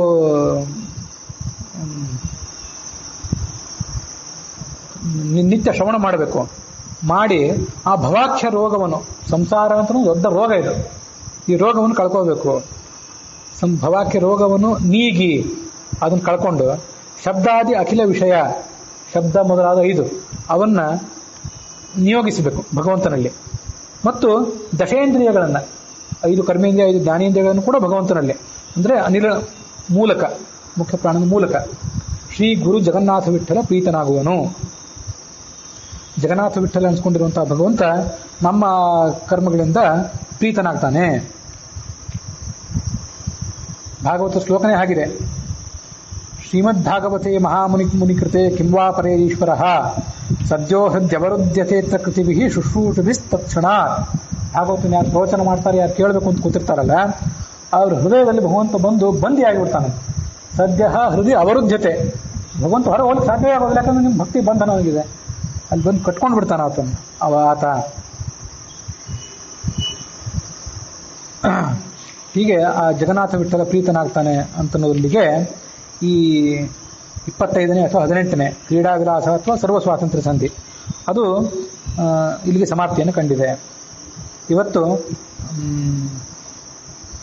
ಆತ್ಕೂರಿನ ಸಮೀಪ ಕೃಷ್ಣಾ ನದಿಯಲ್ಲಿ ಕೃಷ್ಣಾ ಗಡ್ಡಿ ಅಂತಿದೆ, ಅಥವಾ ಜಿತಾಮಿತ್ರ ಗಡ್ಡಿ ಅಂತ ಕೂಡ ಕರೀತಾರೆ. ಅಲ್ಲಿ ಜಿತಾಮಿತ್ರ ತೀರ್ಥರ ಆರಾಧನೆ ಇವತ್ತು. ಜಿತಾಮಿತ್ರ ತೀರ್ಥರ ಅಂತರ್ಯಾಮಿಯಾಗಿರ್ತಕ್ಕಂಥ ಭಾರತೀಯ ಮುಖ್ಯ ಪ್ರಾಣಾಂತರ್ಗತನಾಗಿರ್ತಕ್ಕಂಥ ಆ ಜಗನ್ನಾಥ ವಿಠಲನಿಗೆ ಇದು ಅರ್ಪಿತ ಆಗಬೇಕು. ಆ ಜಗನ್ನಾಥ ವಿಠಲನ್ನ ಏನಂತ ತಿಳ್ಕೋಬೇಕು ನಾವು ಅಂತಂದ್ರೆ, ಅವನು ಕೃತಜ್ಞ. ಈಶಾವಾಸ್ಯೋಪನಿಷತ್ತಿನ ಕೊನೆ ಒಂದು ಮಂತ್ರ ಇದೆ, ಓಂ ಕೃತೋಸ್ಮರ ಕಥಂಗ್ ಸ್ಮರ, ಓಂ ಕೃತೋಸ್ಮರ ಕಥಂಗ್ ಸ್ಮರ ಅಂತ. ಅದು ರಿಪೀಟ್ ಆಗಿದೆ. ಅದರ ಅರ್ಥ ಹಿಂದೊಮ್ಮೆ ಹೇಳಿದ್ದೆ. ಕೃತೋ ಯಜ್ಞರೂಪಿಯಾದ ಭಗವಂತನೇ, ಯಜ್ಞ ನಾರಾಯಣನೇ, ಯಜ್ಞ ವಿಠಲನೇ, ಯಜ್ಞ ವರಾಹನೇ. ನೀನು ಕೃತಂಗ್ ಸ್ಮರ, ನಾನು ಮಾಡಿದ್ನೆಲ್ಲ ಒಂದು ಸ್ವಲ್ಪ ನೆನಪಿಟ್ಕೊಳಪ್ಪ, ಮರ್ತು ಬಿಟ್ಟು ಅಂತ ಭಗವಂತನಿಗೆ ನೆನಪು ಮಾಡೋದು. ಶ್ರವಣ ಮರಣ ಭಾಳ ಕಷ್ಟಪಟ್ಟೇನೋ ಮಾಡಿದ್ದೇನೆ ಅಲ್ಪ ಸ್ವಲ್ಪ ಯೋಗ್ಯತಾನುಸಾರವಾಗಿ, ಅದನ್ನೆಲ್ಲ ನೀನು ನೆನಪಿಟ್ಕೊಂಡು ನಾನು ಮುಂದಿನ ಸಾಧನೆಯನ್ನು ಮಾಡಿಸು. ಕೃತೋ ಸ್ಮರ ಕೃತಂಗ್ ಸ್ಮರ. ಅಲ್ಲಿ ಕೃತಜ್ಞ ಅಂತ ಬಂತು ನೋಡ್ರಿ ಇವತ್ತು ಮೊದಲನೇ ಶ್ಲೋಕದಲ್ಲಿ 36ರಲ್ಲಿ. ಅದಕ್ಕೆ ಆ ಈಶಾವಾಸ್ಯೋಪನಿಷತ್ತಿನ ಸಂವಾದ ನಾನು ತೋರಿಸಿದೆ. ಆ ಜಗನ್ನಾಥ ವಿಠಲ ಪ್ರೀತನಾಗಬೇಕು. ನಾನು ಆ ಮೋದ ಪ್ರಮೋದ ಅನ್ನೋ 2 ಕೈಗಳ ಬಗ್ಗೆ ಹೇಳುವಾಗ 2ನೇ ದಿವಸ ಅದು ವಿವರಣೆ ಕೊಟ್ಟಿದ್ದೆ. 2 ದಿವಸ ಅದ್ರ ಬಗ್ಗೆ ಹೇಳಿದ್ನಲ್ಲ. 2ನೇ ದಿವಸ ಹೇಳುವಾಗ ಕಟಿಯಲ್ಲಿ ಕರವಿಟ್ಟನೋ ಶ್ರೀ ಪಂಢರಿರಾಯ ಅಂತ ಶ್ಲೋಕ ದಾಸರ ಹಾಡಿದೆಯಲ್ಲ, ಅಲ್ಲಿ ಕಟಿಯಲ್ಲಿ ಕರ ಇಡೋದು ಅಂದ್ರೆ ಏನು? ಕರ ಅಂದ್ರೆ ತೋಳುಗಳನ್ನಿಟ್ಟ ಆ ತೋಳುಗಳನ್ನ ಧ್ಯಾನ ಮಾಡುವಾಗ ಮೋದ ಪ್ರಮೋದ ಅಂತ ತಿಳ್ಕೊಳ್ಬಹುದು. ಅಷ್ಟೆಲ್ಲ ಅನುಸಂಧಾನ ಇದೆ ದಾಸರ ಹಾಡಿನಲ್ಲಿ ಅಂತ ಹೇಳಿದ್ದೆ. ಅದಕ್ಕೆ ನೀವೆಲ್ಲ ಶ್ಲೋಕ ಕೇಳಿರ್ತೀರಿ. ಈ ಮಠಗಳಲ್ಲಿ ದೇವ್ರ ದರ್ಶನ ಮಾಡಿಸ್ತಿರ್ತಾರಲ್ಲ, ಶ್ರೀಮದ್ ಆಚಾರ್ಯ ಕರಾಚಿಗೆ ದೇವ್ರ ದರ್ಶನ ಮಾಡ್ಬೇಕೆಲ್ಲರೂ ಅಂತೇಳಿ. ಆವಾಗ ನನಗೆ ಪೇಜಾವರ ಮಠದ ಸಂಪರ್ಕ, ಅಲ್ಲಿ ಆ ಪಾಂಡುರಂಗ ವಿಠಲನ ಪ್ರತಿಮೆಯನ್ನು ತೋರಿಸುವಾಗ ಪದ್ಯ ಹೇಳ್ತಿರ್ತಾರೆ. ಪಾಪಾವಲಿ ಪಾಠನ ಪಟ್ವಪಾಂಗ ಶ್ರೀಪಾಣಿ ಪದ್ಮಾಂಚಿತ ಜಾನಜಂಘ ಗೋಪಾಲ ಬಾಲ ಕೃಪಯಾ ಸ್ವಯಂನಃ ಶ್ರೀಪಾಂಡುರಂಗೋ ಭವತು ಪ್ರಸನ್ನಃ ಪದ್ಯ. ಜಗನ್ನಾಥ ವಿಠಲಂತಂತೂ ಅದಕ್ಕೆ ನೆನಪಿ ಬಂತು. ಹಿಂದೆ ಒಂದು 2-3 ಸರಿ ಅದನ್ನು ಇಲ್ಲಿ ಮಂಗಳ ಶ್ಲೋಕದ ರೂಪದಲ್ಲಿ ಹೇಳ್ತಿದ್ದೆ. ಮುಂದೆ ಕೆಲವು ಸರಿ ವೇದ ಶ್ಲೋಕಗಳನ್ನು ಹೇಳಿ ಪ್ರಾರಂಭ ಮಾಡಿದಾಗ ಈ ಶ್ಲೋಕ ಬಿಟ್ಟುಬಿಟ್ಟಿದ್ದೆ. ಪಾಪಾವಲಿ ಪಾಠನ ಪಟ್ವಪಾಂಗ, ಆ ಜಗನ್ನಾಥ ವಿಠಲನ ಪಾಂಡುರಂಗನ ಆ ಕೃಪಾ ಕಟಾಕ್ಷ ಎಂಥದ್ದು ಅಂತಂದ್ರೆ, ಎಲ್ಲ ಪಾಪಗಳನ್ನು, ಪಾಪದ ಆವಲಿ ಅಂದರೆ ಸಮೂಹ, ಅದನ್ನ ಪಟ್ವಪಾಂಗ, ಪಾಟನ ಪಟ್ವಪಾಂಗ, ಪಾಟ ಅಂದರೆ ಸೀಳಿ ಹಾಕೋದು. ದೊಡ್ಡ ದೊಡ್ಡ ಪಾಪದ ಬೆಟ್ಟಗಳನ್ನು ಸೀಳಿ ಹಾಕಲಿಕ್ಕೆ ಸಮರ್ಥವಾದ ಕಣ್ಣೋಟ ಒಂದು. ಪಾಪಾವಲಿ ಪಾಟನ ಪಟ್ವಪಾಂಗ ಶ್ರೀಪಾಣಿ ಪದ್ಮಾಂಚಿತ ಜಾನುಜಂಘ. ನಮಗೆ ಆ ಭಗವಂತ ನೋಡಿದಾಗ ಏನು ನೆನಪಿರಬೇಕು? ಒಂದು ಕಣ್ಣೋಟ ನೋಡಿದಾಗ ಇದೇ ಕಣ್ಣೋಟವೇ ನಮ್ಮ ಪಾಪಗಳ ಬೆಟ್ಟವನ್ನು ತುಂಡರಿಸುವಂಥದ್ದು ಅನ್ನೋ ಅನುಸಂಧಾನ ಆಗಬೇಕು ನಮಗೆ.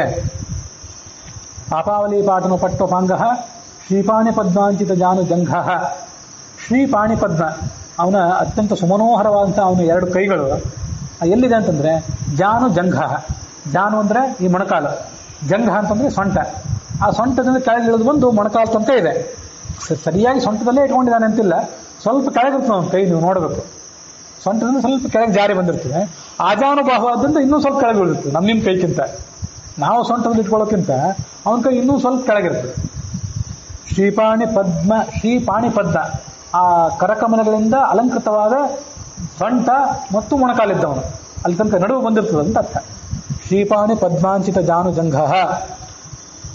ಗೋಪಾಲ ಬಾಲ ಕೃಪಯಾ ಸ್ವಯಂನಃ. ಆತ ಗೋಪಾಲ ಬಾಲ ಮೂಲ ರೂಪದಲ್ಲಿ. ಗೋಪಾಲ ಬಾಲ ಕೃಪಯಾ ಸ್ವಯಂನಃ. ಅದು ಸಂಧಿದು ಆ ಶ್ಲೋಕದ ಪ್ರಾಸ ಗಮನಿಸಬೇಕು. ಪಾಪಾವಲಿ ಪಾಟನ ಪಟ್ವಪಾಂಗ, ಅಂಗ ಅಂತ ಬಂತು ಕೊನೆಗೆ, ಇದು ಪ್ರಥಮ ಪಾದದ್ದು. ದ್ವಿತೀಯ ಪಾದದಲ್ಲಿ ಶ್ರೀಪಾಣಿ ಪದ್ಮಾಂಚಿತ ಜಾನುಜಂಘ ಅಂಗ ಅಂತ ಬಂತು. ಮೊದಲು ಅಲ್ಪ ಪ್ರಾಣ ಮಹಾಪ್ರಾಣ, ಇಷ್ಟೇ ವ್ಯತ್ಯಾಸ. ವಾದಿರಾಜ ಸ್ವಾಮಿಗಳು ನೆನಪು ಈ ಶ್ಲೋಕ ನೋಡ್ಬೇಕು, ಎಲ್ಲಿದ ಇದು ಇದ್ದಿರಬೇಕು. ಅವರು ತೀರ್ಥ ಪ್ರಬಂಧದಲ್ಲೆಲ್ಲ ಅವ್ರು ಹೇಳಿದ ಶ್ಲೋಕ ಅಂತ ನೆನಪು ನೋಡ್ಬೇಕು ನಾವು. ಗೋಪಾಲ ಬಾಲ ಕೃಪಯಾ ಸ್ವಯಂನಃ. ಸ್ವಯಂನ ನಕಾರದ ನದ ಒತ್ತಕ್ಷರ ಅಲ್ಲಿ ಮೂರನೇ ಪಾದದಲ್ಲಿ. ಆ ಗೋಪಾಲ ಬಾಲ ಪಾಂಡುರಂಗ ನಮ್ಮ ಮೇಲೆ ಪ್ರಸನ್ನನಾಗಲಿ ಅಂತದು. ಶ್ರೀಪಾಂಡುರಂಗೋ ಭವತು ಪ್ರಸನ್ನ. ಮತ್ತೆ ಎರಡು ನದ ಒತ್ತಕ್ಷರ ಬಂತು ಕೊನೆಗೆ. ಈಗ ಅದು ವಾದಿರಾಜ ಸ್ವಾಮಿಗಳು ನೆನಪು. ಆ ಎರಡು ಕೈಗಳೇನಾದ್ರು ಇಟ್ಕೊಂಡಿದ್ದಾನಲ್ಲ ಸೊಂಟದಲ್ಲಿ, ಆ ಎರಡು ಕೈಗಳೇ ಮೋದ ಪ್ರಮೋದ ಅನ್ನುವಂಥ ಕೈಗಳು ಅಂತ ನೆನಪು ಮಾಡ್ಕೊಳ್ಬೇಕು. ಹೀಗೆ ಅವನ ಈ ತೈತರಿಯ ಉಪನಿಷತ್ತು, ಛಾಂದೋಗ್ಯ ಉಪನಿಷತ್ತು ಇತ್ಯಾದಿ ಉಪನಿಷತ್ತುಗಳಿಂದ ಪ್ರತಿಪಾದ್ಯನಾದಂಥ ಮೋದ ಪ್ರಮೋದ ಎರಡು ಆತನ ತೋಳುಗಳು, ಪ್ರಿಯ ಆತನ ತಲೆ, ಆನಂದ ಅಂತ ಒಂದು ಆತನ ಮಧ್ಯ ಶರೀರ, ಹೊಟ್ಟೆ ಮತ್ತು ಎದೆ. ಆತನ ಪಾದ ಏನಿದೆ ಅದಕ್ಕೆ ಬ್ರಹ್ಮ, ಅದು ಚತುರ್ಮುಖ ಬ್ರಹ್ಮನಲ್ಲಿ ಮುಖ್ಯ ಪ್ರಾಣನಲ್ಲಿ ಅಂತರ್ಯನಾಗಿರ್ತಕ್ಕಂಥದ್ದು. ಅಂಥ ಭಗವಂತನಿಗೆ ಇದು ಅರ್ಪಿತ ಆಗಲಿ ಎನ್ನುವಲ್ಲಿಗೆ ಇವತ್ತಿನ ಈ ಭಾಗ ಸಮಾಪ್ತಿಯನ್ನು ಕಂಡಿದೆ.